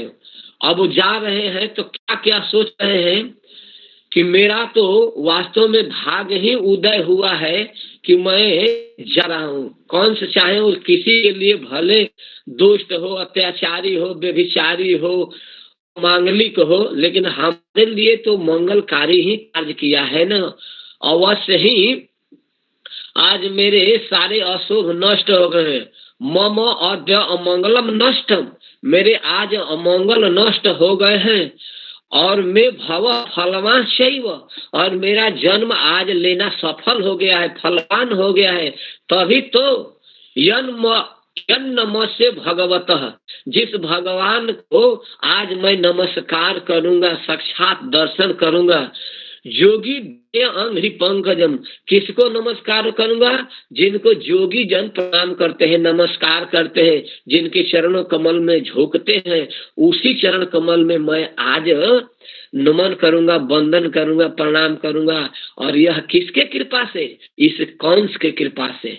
तो व्यक्ति चाहे जैसा भी हो, जे न के न प्रकारेण हमें कृष्ण से जोड़ने का काम किया, इसलिए ये हमारे लिए तो शुभ ही है, ऐसा सोच रहे हैं चाचा।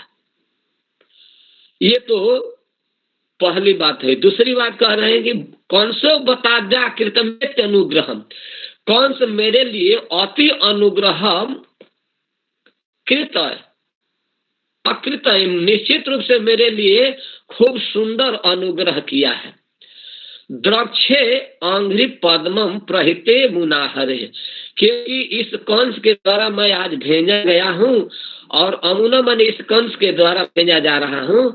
और हरे कृतावतारस्य, जो हरि है, जो सबके अमंगल के हरण करने वाले हैं, वही कृतावतार से अवतार लेकर यहाँ पर प्रकट हुए हैं। उनके दुरत्ययम प्राप्त करना उनको बड़ा कठिन है। उन्हीं के अंघ्रि पद्मम द्रक्ष मैं देखूंगा, और तमह पूर्वे तरन नख मंडल त्रिशाम, जिनके नख चरण कमल के नख मंडल के दर्शन करके इस जन्म मृत्यु को लोग पार हो गए हैं, आज मैं उनका दर्शन करूंगा। वास्तव में कंस हमारे लिए तो बड़ा अनुग्रह किया है, हमारे लिए तो बड़ा उपादेय है। वास्तव में मेरा जीवन सफल हो गया, धन्य है, धन्य है। आज मैं दर्शन करूंगा। किसका करूंगा दर्शन? तो कह रहे हैं कि किस चरण कमल का दर्शन करना? तो कहेंगे जदर्चितम ब्रह्म भवादि भी सुरई, कह रहे हैं कि जद अर्चितम, किसके द्वारा? तो ब्रह्म भव आदि भी, ब्रह्मा जी के द्वारा, भाव से शिव जी के द्वारा, आदि भी मन सुरई, अन्यों के द्वारा और समस्त देवताओं के द्वारा। यद अर्चितम, जिस श्री चरण कमल का वंदन किया गया है, अर्चन किया गया है। और श्रिया च दिव्या मुनि भी सात्वत, समस्त भक्तों के द्वारा, सात्वतों के द्वारा, मुनियों के द्वारा, और श्रिया च दिव्या, और श्री माता लक्ष्मी के द्वारा, जिनके चरण कमल एक क्षण के लिए भी नहीं छोड़े जाते हैं। यहाँ तक भृगु मुनि लात मारते रहे, फिर भी वो वही थी, पकड़ी थी, एक क्षण के लिए नहीं छोड़ती है। और बल्कि क्रोध में आके वो साप भी दी ब्राह्मणों की, जाओ तुम लोग निर्धन रहोगे, धन के लिए लोभ बना रहेगा। वो श्री जी एक क्षण के लिए नहीं छोड़ती है। श्रिया च दिव्या, जिस श्री जी को सब लोग चाहते हैं, वे श्री जी उस चरण कमल को एक क्षण के लिए नहीं छोड़ना चाहती है।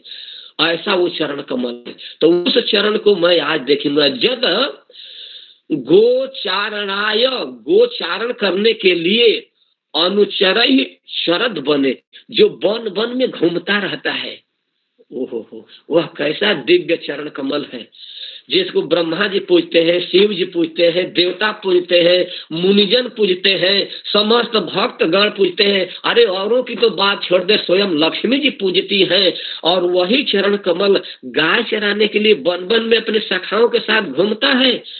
जद गोपिका नाम कुछ कुमकुमांकितम, जो गोपियों के बक्षस्थल में, बक्षोज में लगे हुए कुमकुमों से पंकिल हो जाता है, उस श्री चरण कमल का मैं आज दर्शन करूंगा। कवि कर्णपुर कहते हैं कि फूल पाटल पाटली परिपाद सरोर हम, फूल पाटल पाटली परिपाद सरोर हम, उल्लसन मधुराधर द्रुति मंजरी सरसाननम, बल्लभी कुच कुंभ कुंकुम पंकिलम प्रभुमाश्रये, बल्लभी कुच कुंभ कुंकुम पंकिलम प्रभुमाश्रये। कह रहे कि फूल पाटली, फूल पाटल पाटली परिवाद विपाद सरोर हम। भगवान का चरण कमल कैसा है? तो कह रहे कि कमल के फूल के समूह के सौंदर्य को, माधुर्य को वितृष्कृत कर देने वाला है। कमल का फूल कैसा होता है? लाल होता है, कोमल होता है, पराग से रंजित होता है, स्निग्ध होता है। तो उसके भी चरण, उसके भी सौंदर्य को, माधुर्य को वितृष्कृत कर देने वाला ऐसा है भगवान का चरण कमल। और वह कैसा है? तो बल्लभी कुछ कुंभ कुंकुम पंकिल आश्रय, जो बल्लभियों के, ब्रज सुंदरियों के बक्षोज के कुमकुम का आश्रय लिया हुआ है। अर्थात ब्रज सुंदरियां, ब्रज गोपीजन उस चरण कमल को अपने बक्षोज पर रखती हैं, अपने विरह व्यथा को बुझाती है। अर्थात कृष्ण प्रेम से जो संतप्त छाती रहती है, उसको अपने छाती पर रखकर शीतलता की अनुभूति करती है। उस श्री चरण कमल का मैं आज दर्शन करूंगा।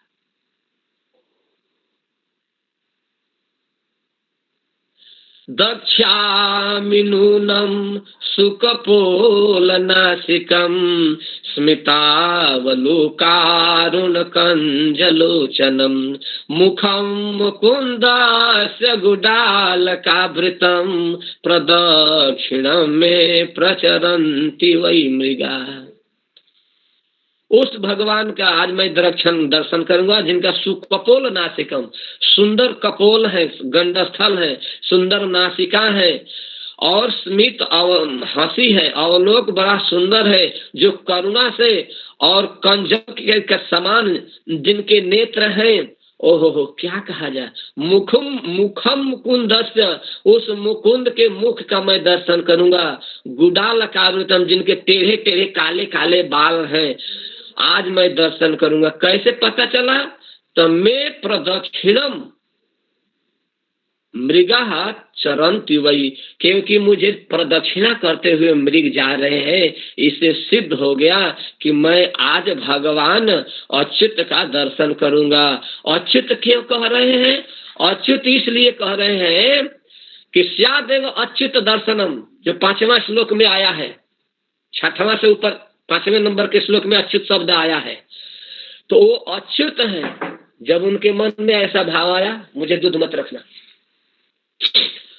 अच्युत भाव क्यों आया? तो इनके मन में आया भाव कि मैं जा रहा हूँ, बहुत सारे मनोरथ किए हैं, बहुत सारे भाव किए हैं। फिर इनके मन में भाव आया कि अरे राम राम राम राम, हम तो जा रहे हैं अपने भतीजे को बुला कर लाएंगे और कंस मार देगा, तो हम तो अपने भतीजा को मरवाने के लिए न जा रहे हैं बुलाने, तो मेरे जैसा कौन होगा? और इस बात को भगवान जानेंगे तो हमारे साथ आएंगे कि मुझे भी मार डालेंगे।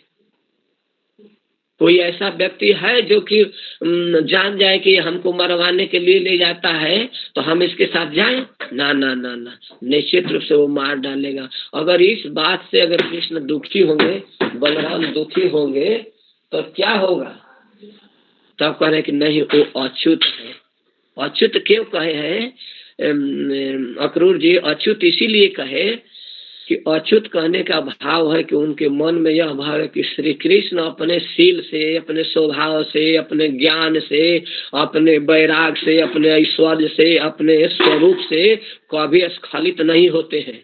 वे शरणागत वत्सल हैं, वे हर एक के मन के भाव को जानते हैं, हर एक के मजबूरी को जानते हैं। नीति प्रीति परमार्थ स्वार्थ राम सम को न जानत यथार्थ, तो कृष्ण जैसा कोई नहीं है, कोई नहीं जान सकता है। इसलिए वो अच्युत है, वो अपने स्वभाव से कभी बाज नहीं आएंगे। वे वास्तविकता जानेंगे और वास्तविकता जानने के पश्चात मुझे अपने छाती से लगाएंगे, मेरा अहित नहीं करेंगे, मेरा वो अपना दुश्मन नहीं समझेंगे। इसीलिए अच्युत शब्द यहाँ आया है। रख दो ना भाई, रख दो।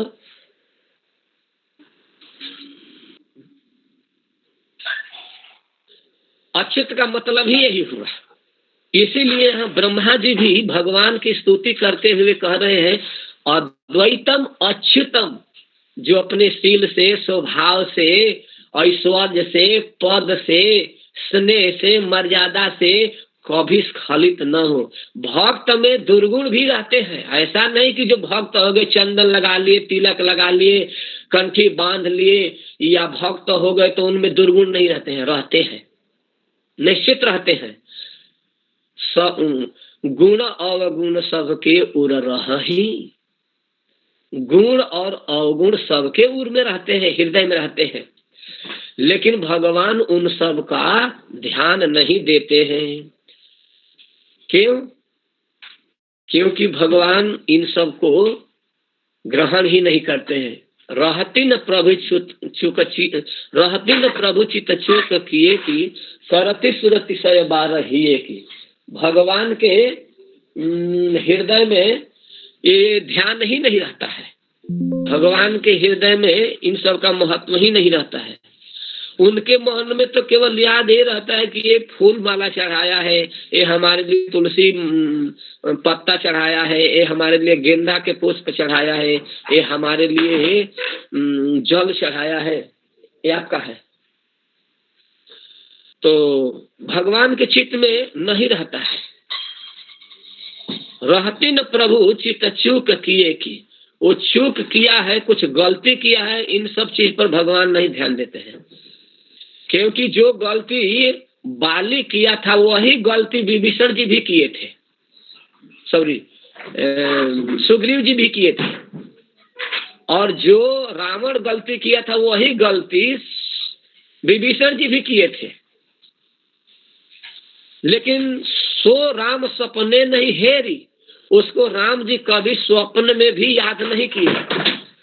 और सभा में हाथ दिखा दिखा करो ऐसे बतला बतला कि ये सुग्रीव जी हमारे मित्र हैं और ये हमारे मित्र विभीषण जी हैं, जिनके बल से मैं लंका पर विजय प्राप्त करते हैं। तो रहती न प्रभु चित्त चूक किए के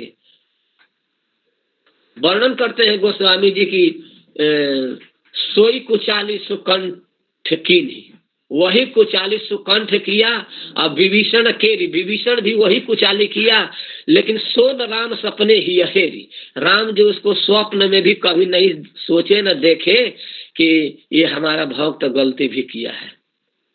और इसी बात को गीता में भी कहा गया है कि अपि चेत सुदुराचारो भजते माम अनन्य भाग साधु रेव समन्तव्य सम्यक व्यवस्थितो ही स।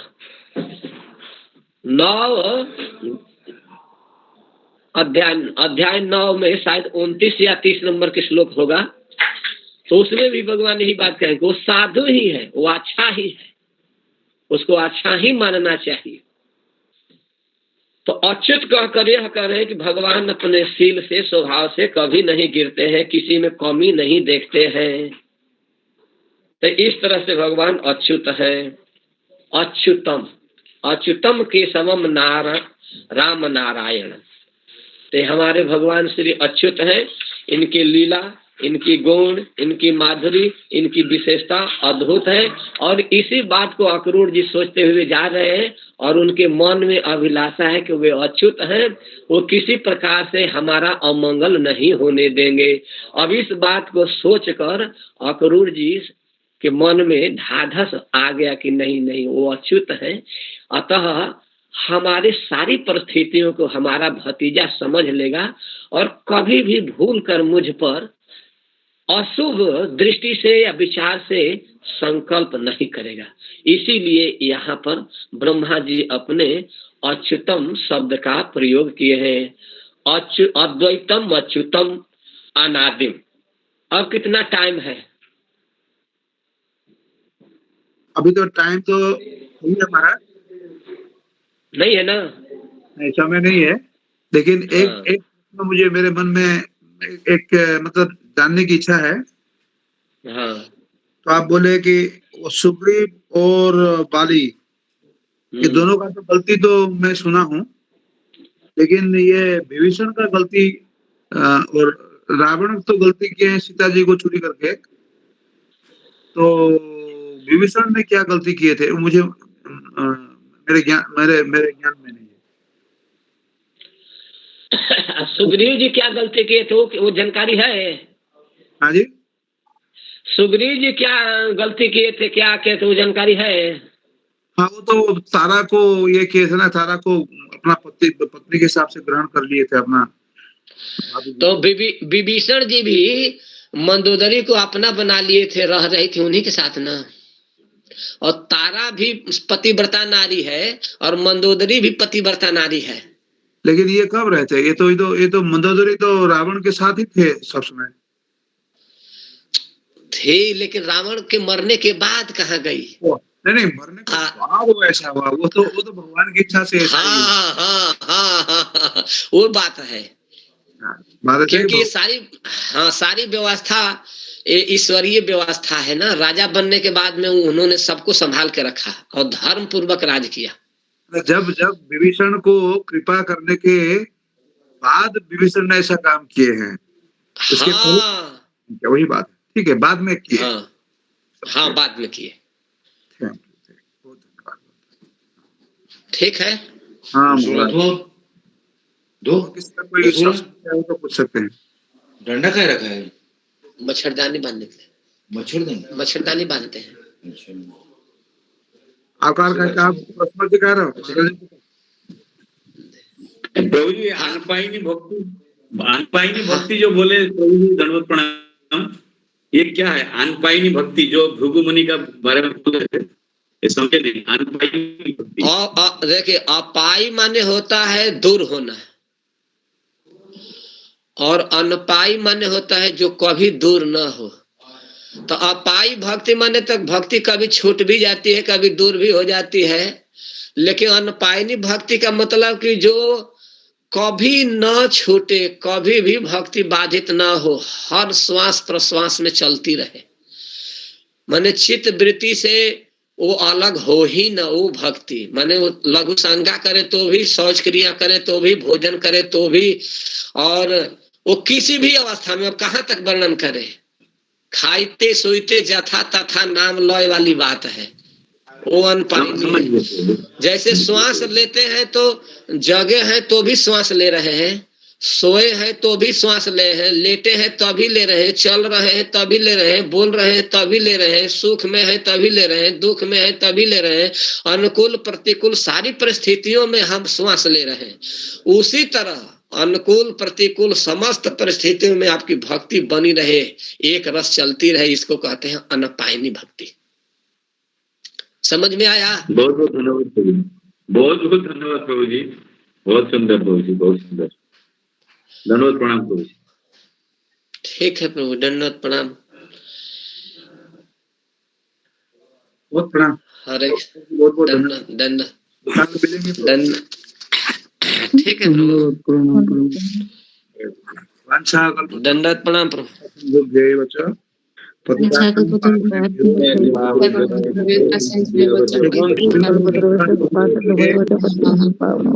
बार हरे कृष्ण हरे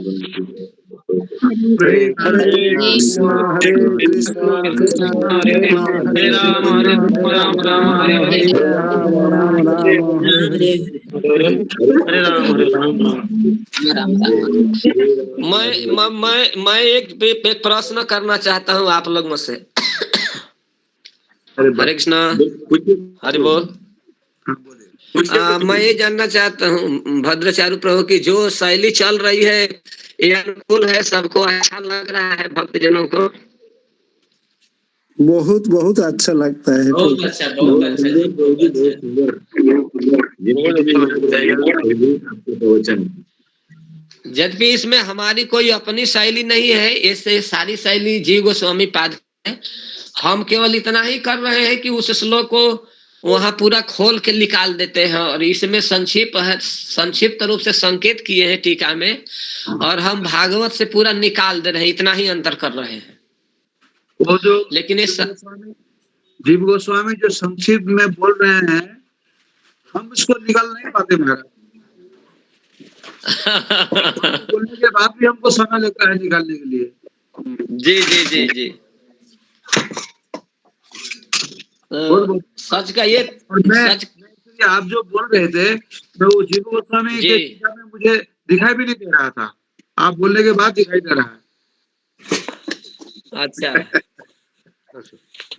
धन्यवाद। चलिए, अच्छा है, बहुत अच्छा। मुझे तो अच्छा लग रहा है कि हमारे जो साथियों को कैसा लग रहा है, सब लोग तो बोल रहे हैं अच्छा लग रहा है बोल करके। हम लोग मन लगा के सुनते हैं प्रभु। चलिए, अच्छा है, कम से एक लेवल तो तैयार हो रहा है ना। जी जी जी जी जी जी जी, ये एक अलग लेवल है। हाँ, इस तरह के भी लेवल वाले कथाकार तो हम नहीं कह सकते हैं अपने को, लेकिन आप लोग श्रोता हैं तो हमको अच्छा लगता है। मैं अपनी बात बतला रहा हूँ। नहीं, मुझे भी अच्छा लग रहा है कि हमारे श्रोता लोग उसको मन ध्यान पूर्वक सुन रहे हैं, इस लेवल के कथा को सुन रहे हैं। कथा तो सभी लोग सुनते हैं, लेकिन इस लेवल को सुन करके आनंद ले रहे हैं, ये हमारे है।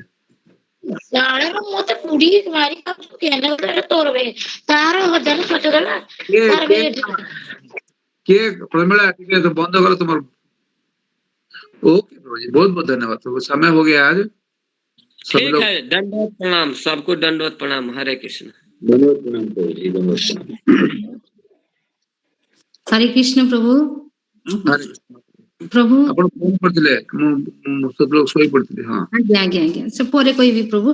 प्रभु एई जे कहले ना, रावण जो भूलटा करछि, माने विभीषण जे भूलटा करिछि, माने मंदोदरी को विवाह करथिले एवं श्रीलंकार राज माने ये करथिले, एवं सुग्रीव बाळींकर स्त्री को विवाह करथिले। तो एटा तांकर सब मृत्यु परे ना, माने बाळींकर मृत्यु परे ना, बाळींकर स्त्री को से नैथिले, बाळी थिले सेई अवस्था रे से तांको ग्रहण करथिले ना।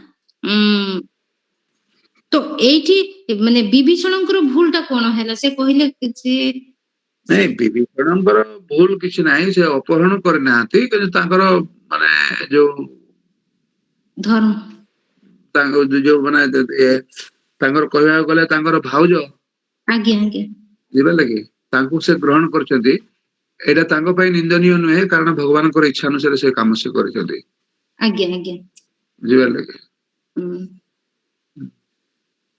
आज्ञा ମାନେ ସେଟା ଭଗବାନ ତାଙ୍କୁ ଭୁଲ ଦୃଷ୍ଟି ଦେଖି ନାହାନ୍ତି ସେଥିପାଇଁ ସେଟାରେ ତାଙ୍କର ଏକ୍ସାମ୍ପଲ ଟା ଦିଆଯିବାର ଅର୍ଥ ହଉଛି ସେଥିପାଇଁ ସେ ଅଚ୍ୟୁତ ବୋଲି ସେ ତାଙ୍କର ଭୁଲ ଦେଖି ନାହାନ୍ତି ସେଥିପାଇଁ ତାଙ୍କର ଏକ୍ସାମ୍ପଲ ଟା ଦିଆଯାଇଛି ତ ପ୍ରଭୁ राइट राइट राइट सेटा आज्ञा पर संदेह थिला जे विभीषण तो एभली तो आगुर तो नथिले हाँ आज्ञा आज्ञा ମୋର ବି परवर्ती ଟିକେ काल रे राजा जेतेबेले हेले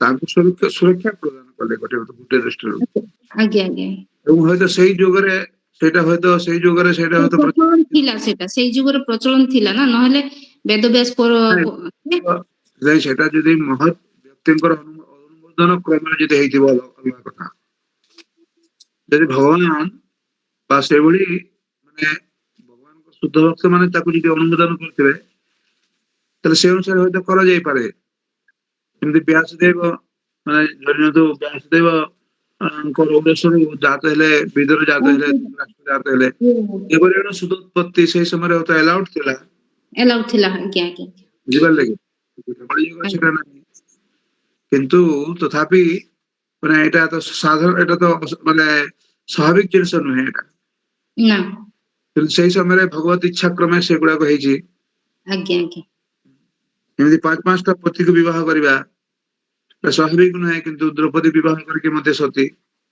ଆଜ୍ଞା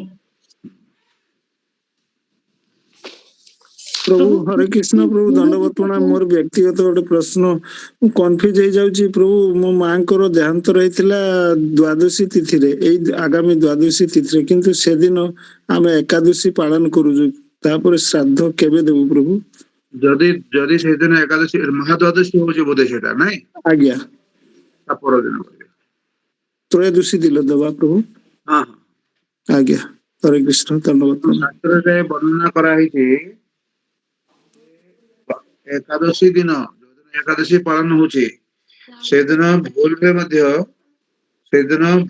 ମଧ୍ୟ ଶ୍ରାଦ୍ଧ କରିବେ ନାହିଁ ଯୋଉମାନେ ସେଇଦିନ ଶ୍ରାଦ୍ଧ କରନ୍ତି ବୁଝିପାରିଲେ କି କୁହା ହଉଛି ଯେ ସେମାନେ ଶ୍ରାଦ୍ଧ ଦେଲା ବାଲା ନରକକୁ ଯିବ ଯାହାକୁ ଶ୍ରାଦ୍ଧ ଦେବ ସେ ନରକକୁ ଯିବ ସେଥିପାଇଁ ଏଠି କୁହାଯାଇଛି ହରିଭକ୍ତି ବିଳାସରେ ଏକାଦଶ୍ୟାମ ଯଦା ରାମ ଶ୍ରାଦ୍ଧଂ ନୈମିତ୍ତିକଂ ଭବେ तद्दिने तु परित्यज्य द्वादश्याम श्राद्धमाचरे हे राम एकादशी दिने नैमित्तिक श्राद्ध उपस्थित हेले सेही दिन परित्याग करी द्वादशी रे श्राद्ध करिवे माने जेहेतु आमे द्वादशी महाद्वादशी रा एकादशी ठाରୁ ବି ଆହୁରି ମାନେ ଗୁରୁତ୍ୱପୂର୍ଣ୍ଣ ତେଣୁ ସେଇ ଦିନ କରିକି ତା ନ କରିକି ତା ପରଦିନ କରିବେ ଯୋଉ ଦିନ ଆପଣ ମାନେ ପାଳନ କରୁଛନ୍ତି ସେଇ ଦିନ କରିବେ ଆଉ କୁହା ହଉଛି ଯେ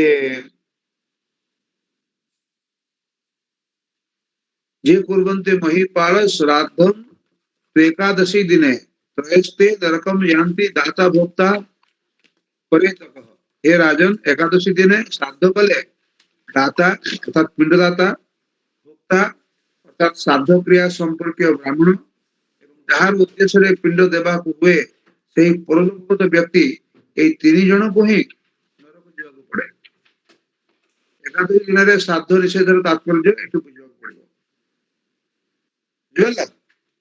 आज्ञा प्रभु दंडवत प्रणाम ताले त्रयोदशी दिन प्रभु श्राद्ध देवी हाँ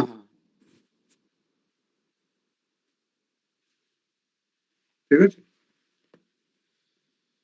हरे कृष्ण प्रभु दंडवत प्रणाम प्रभु ମୁଁ ସେ କାଲି ଯୋଉ ଅଦ୍ୱୈତ ଶବ୍ଦଟାର ବ୍ୟାଖ୍ୟା କରୁଥିଲେ ନା ମୁଁ କିଛି କିଛି ପ୍ରଭୁ ବୁଝି ପାରୁନଥିଲି ଆପଣ ଯୋଉଟା ପଠେଇଥିଲେ ସେଟା ଦେଖି ଦେଖି ଦେଖୁଥିଲି କିଛି କିଛି ଶବ୍ଦ ବୁଝି ପାରୁନଥିଲି କେତେବେଳେ ସମୟ ହେଲେ ପ୍ରଭୁ ଆପଣଙ୍କୁ ଟିକେ ଫୋନ କରିବି ଆପଣଙ୍କୁ ମୁଁ ବି ଏ ସବୁ ମନେ ପଡିଛି ପଢିବ କିଛି ଠିକ ନାହିଁ ତଥାପି ଆପଣ ଚେଷ୍ଟା କରିବା ଆଜ୍ଞା ଆଜ୍ଞା ଦି ଜଣ ହେଲେ ବି କିଛି ବାହାରିବ ଆଜ୍ଞା ଆଜ୍ଞା ବହୁତ ଭଲ କଥା କହୁଛନ୍ତି ବହୁତ ଉଚ୍ଚ କୋଟିର କଥା କହୁଛନ୍ତି ପ୍ରଭୁ ବହୁତ ଉଚ୍ଚ କୋଟିର ୟାକୁ 3-4 ଥର ଶୁଣିବା ପାଇଁ ପଡିବ ତେବେ ଯାଇକି ମୁଣ୍ଡରେ ରହିବ ଏଇଟା ତ ମୁଁ କହିଲି ଆପଣଙ୍କୁ ମୁଁ ତ ଆଗରୁ ମୁଁ ତ ମାନେ କ୍ଲାସ ଆରମ୍ଭ ହେବା ପୂର୍ବରୁ ସମସ୍ତଙ୍କୁ କହିଲି ଯେ ଟିକେ ଉଚ୍ଚ କୋଟିର ଭକ୍ତ ଏବଂ ଉଚ୍ଚ କୋଟିର ପଣ୍ଡିତ ମାନେ ଯୋଉ ପ୍ରକାର କହିଲେ ନା ପ୍ରଭୁ ଯେମିତି ଭାଗବତମର ତୃତୀୟ ସ୍କନ୍ଧରୁ ତୃତୀୟ ଅଧ୍ୟାୟରୁ ନେଇଛନ୍ତି ସେଟା ଅଦ୍ୱୈତ ଶବ୍ଦଟାକୁ ଯେ ଡେଫିନେସନ ଟାକୁ କ୍ଲିୟର କରିଛନ୍ତି। ପୁଣି ନବମ ସ୍କନ୍ଧର 24 ଅଧ୍ୟାୟର 64 ରୁ 65 ଶ୍ଲୋକ। ତ ଏଇ ଶ୍ଲୋକ ଗୁଡାକୁ ଟିକେ ଆପଣ ଟିକେ ବ୍ୟାଖ୍ୟା କରିଦେଲେ ଆମ ମତରେ ଟିକେ ଫିଟ୍ ହେଇଯିବ। ଏଇ ଯୋଉ ଅଦ୍ୱୈତ କଥାକୁ ସେ ନେଇଛନ୍ତି ଯେ ଭଗବାନ ଯେ ଅଦ୍ୱିତୀୟ, ଭଗବାନଙ୍କ ଭଳି ଏଭଳି କେହି କହିପାରିବେ ନାହିଁ। ଏ କଥାଟାକୁ ଆଜି ଯେମିତି କହିଲେ ଭଗବାନଙ୍କର କଥା, ଆଜ୍ଞା ଆଜ୍ଞା ତାଙ୍କର ଛଡା ଲାତ ଖାଇକିରି କିଏ ମାନେ ଏତେ ବଡ ଆଶୀର୍ବାଦ ଦେଇଦବ, ସର୍ବଶ୍ରେଷ୍ଠ ଆଶୀର୍ବାଦ ଆଜ୍ଞା ଅପାୟନୀ ଭକ୍ତି କିଏ ପ୍ରଦାନ କରିବ? ବୁଝିପାରିଲେ? ଏଟା ହେଲା ମାନେ ଏଟା ଅଦ୍ୱୈତ। ବୁଝିପାରିଲେ କି? ଯେ ଭଗବାନ ତାଙ୍କର ଯୋଉ ମାନଙ୍କୁ ଯାଇକି ଭଗବତ ଧାମ ଦର୍ଶନ କରେଇଲେ, ଆଜ୍ଞା ତାଙ୍କ ନନ୍ଦ ବାବାଙ୍କୁ ନେଇକି ଯେ କରାଇଲେ ଏଟା ସାଧାରଣ କଥା କି ଏଟା? ନା ନା ଅସାଧାରଣ। ତେଣୁ କିଛି କିଛି ଜିନିଷ କେବଳ ଭଗବାନ ହିଁ କରିପାରନ୍ତି, ଅନ୍ୟମାନେ କରିପାରନ୍ତି ନାହିଁ। ଅଦ୍ୱୈତ। ବୁଝିପାରିଲେ? ଆଜି ଯୋଉ ଅଚ୍ୟୁତ କଥା ସେ ବର୍ତ୍ତମାନ ଆଜି ଯୋଉ କଥା ଗୁଡା କହିଲେ, ଆଜି ଅଚ୍ୟୁତର ମାନେ ବିଶେଷ କରି ଅକ୍ରୁଙ୍କର ପ୍ରସଙ୍ଗଟାକୁ ନେଇକି କହିଲେ। ପ୍ରକୃତି ଚିନ୍ତା କରୁଛନ୍ତି ଯେ ଆରେ ଆରେ ମୁଁ ମାନେ ପୁତ୍ରମାନଙ୍କୁ ନେଇକି ଆସିବି ଏଠି ମରେଇବା ପାଇଁ, ତାହେଲେ କଣ ଭାବିବେ? ମତେ ବି ତ ମାରି ପକେଇବେ। ତାପରେ କହୁଛନ୍ତି ନାଇଁ ନାଇଁ ଭଗବାନ ଅଛନ୍ତି ଅଚ୍ୟୁତ, ଏ କଥା କେବେ କରିବେ ନାହିଁ। ମାନେ ତାଙ୍କର ପ୍ରତିକୂଳ ଅବସ୍ଥାକୁ ଭଗବାନ ବୁଝିବେ। ତାଙ୍କର ବୁଝିବେ ସେଠି ଗୋଟେ ବହୁତ ସୁନ୍ଦର କଥାଟା କହିଛନ୍ତି। ସେ କହିଲେ ସେ ଭଗବାନ ଅଚ୍ୟୁତ ଅଟନ୍ତି, ଆମର ଅମଙ୍ଗଳ ମାନେ ଅମଙ୍ଗଳକୁ ସେ କିଛି କରିପାରିବେନି, ଅଶୁଭ ଦୃଷ୍ଟିରେ ସଂକଳ୍ପ ବି କରିବେନି। ମାନେ ଆମର ଯୋଉ ଇଏଟା ତାପରେ କହିଲେ ଯେ ମୋର ଆଜି ସମସ୍ତ ମଙ୍ଗଳ ଦୂର ହେଇଗଲା ଆଜି। ଏଇସବୁ ଏଇଥିପାଇଁ ତାଙ୍କୁ ଅଚ୍ୟୁତ ବୋଲି କୁହା। ସେ କୌଣସି ପରିସ୍ଥିତିରେ ତାଙ୍କର ସେ ଭକ୍ତ ମାନଙ୍କୁ ଭୁଲ ବୁଝିବେ ନାହିଁ, ଭୁଲ ଦେଖିବେ ନାହିଁ। ଆଜ୍ଞା ଭୁଲ ବୁଝନ୍ତି ନାହିଁ। ଭୁଲ ବୁଝନ୍ତିନି। ଆଜ୍ଞା ଏମିତି ଯୋଉ ଛୋଟ ଛୋଟ ଜିନିଷ ମାନେ ଇଏ ଗୁଡା ଷ୍ଟୋରି ୱାଇଜ ଆସିଯାଉଛି ନା ପ୍ରଭୁ, ତା ଦ୍ୱାରା ସେ ଜିନିଷ ଗୁଡା ପଏଣ୍ଟେଡ ହେଇଯାଉଛି, ମନେ ରହିଯିବ। ତାହେଲେ ମାନେ ଅଚ୍ୟୁତଟା ଆମେ ଅକ୍ରୁର ପ୍ରସଙ୍ଗରୁ ଜାଣିପାରିବୁ, ଅଦ୍ୱୈତଟା ଆମେ ଭୃଗୁମୁନିଙ୍କର ପ୍ରସଙ୍ଗରୁ ଜାଣିପାରିବୁ। ଜାଣିପାରିବେ ଅଦ୍ୱୈତ କଥା ମଧ୍ୟ ଯେମିତି ଏଇ ଯୋଉ ଗୋପୀ ମାନଙ୍କ କଥା, ଗୋପୀ ମାନଙ୍କୁ ଯେ ଦେଖି କରୁଥିଲେ, ପୁତନାଙ୍କୁ ବି କହିଲେ ଯେ ଓହୋ ଭକ୍ତି ହଁ କୃଷ୍ଣଙ୍କର ବାଳ ଲୀଳା, ରାଇଟ ଅସୁର ମାନଙ୍କୁ ଯେ ମାରିଥିଲେ। ତାପରେ କୃଷ୍ଣ କରୁଣାମୃତରେ କୃଷ୍ଣ ହିଁ ତାଙ୍କର ମାନେ ଚଞ୍ଚଳତାର ମୁଖ। ଚନ୍ଦନ ଜେନା ତୁମେ ଅଛ ଏବେ ଚନ୍ଦନ, ତୁମେ କେତେବେଳେ ଦେଖୁଛ କେତେବେଳେ ଡେରିରେ ତୁମେ ଜଏନ୍ କରୁଛ, କିନ୍ତୁ ତମ ରେକର୍ଡିଂ ଠିକ ହଉଛି ତ, ଚାଲିଛି ତ?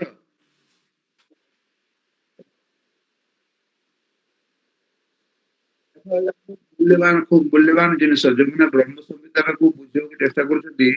ଏଇଟା ଯୋଉଟା ମାତାଜୀ କହିଲେ ଥରେ ଶୁଣିଦେଲେ ହବ ନାହିଁ। ଏଇଟା ତମେ ଯୋଉ କାମ କରୁଛ, ତମେ ବହୁତ ବଡ ଉପକାର କରୁଛ ଭକ୍ତମାନଙ୍କର। ଏଇଟା କୌଣସି ଦିନ ଡିଲିଟ କରିବନି। ଏଇଟା ଭକ୍ତମାନଙ୍କୁ ଆମେ ମାନେ ଅଲଗା ଭାବରେ ପ୍ରୋଭାଇଡ କରିବା। ଆଜ୍ଞା ପ୍ରଭୁ। ଏବଂ ଏଇଟା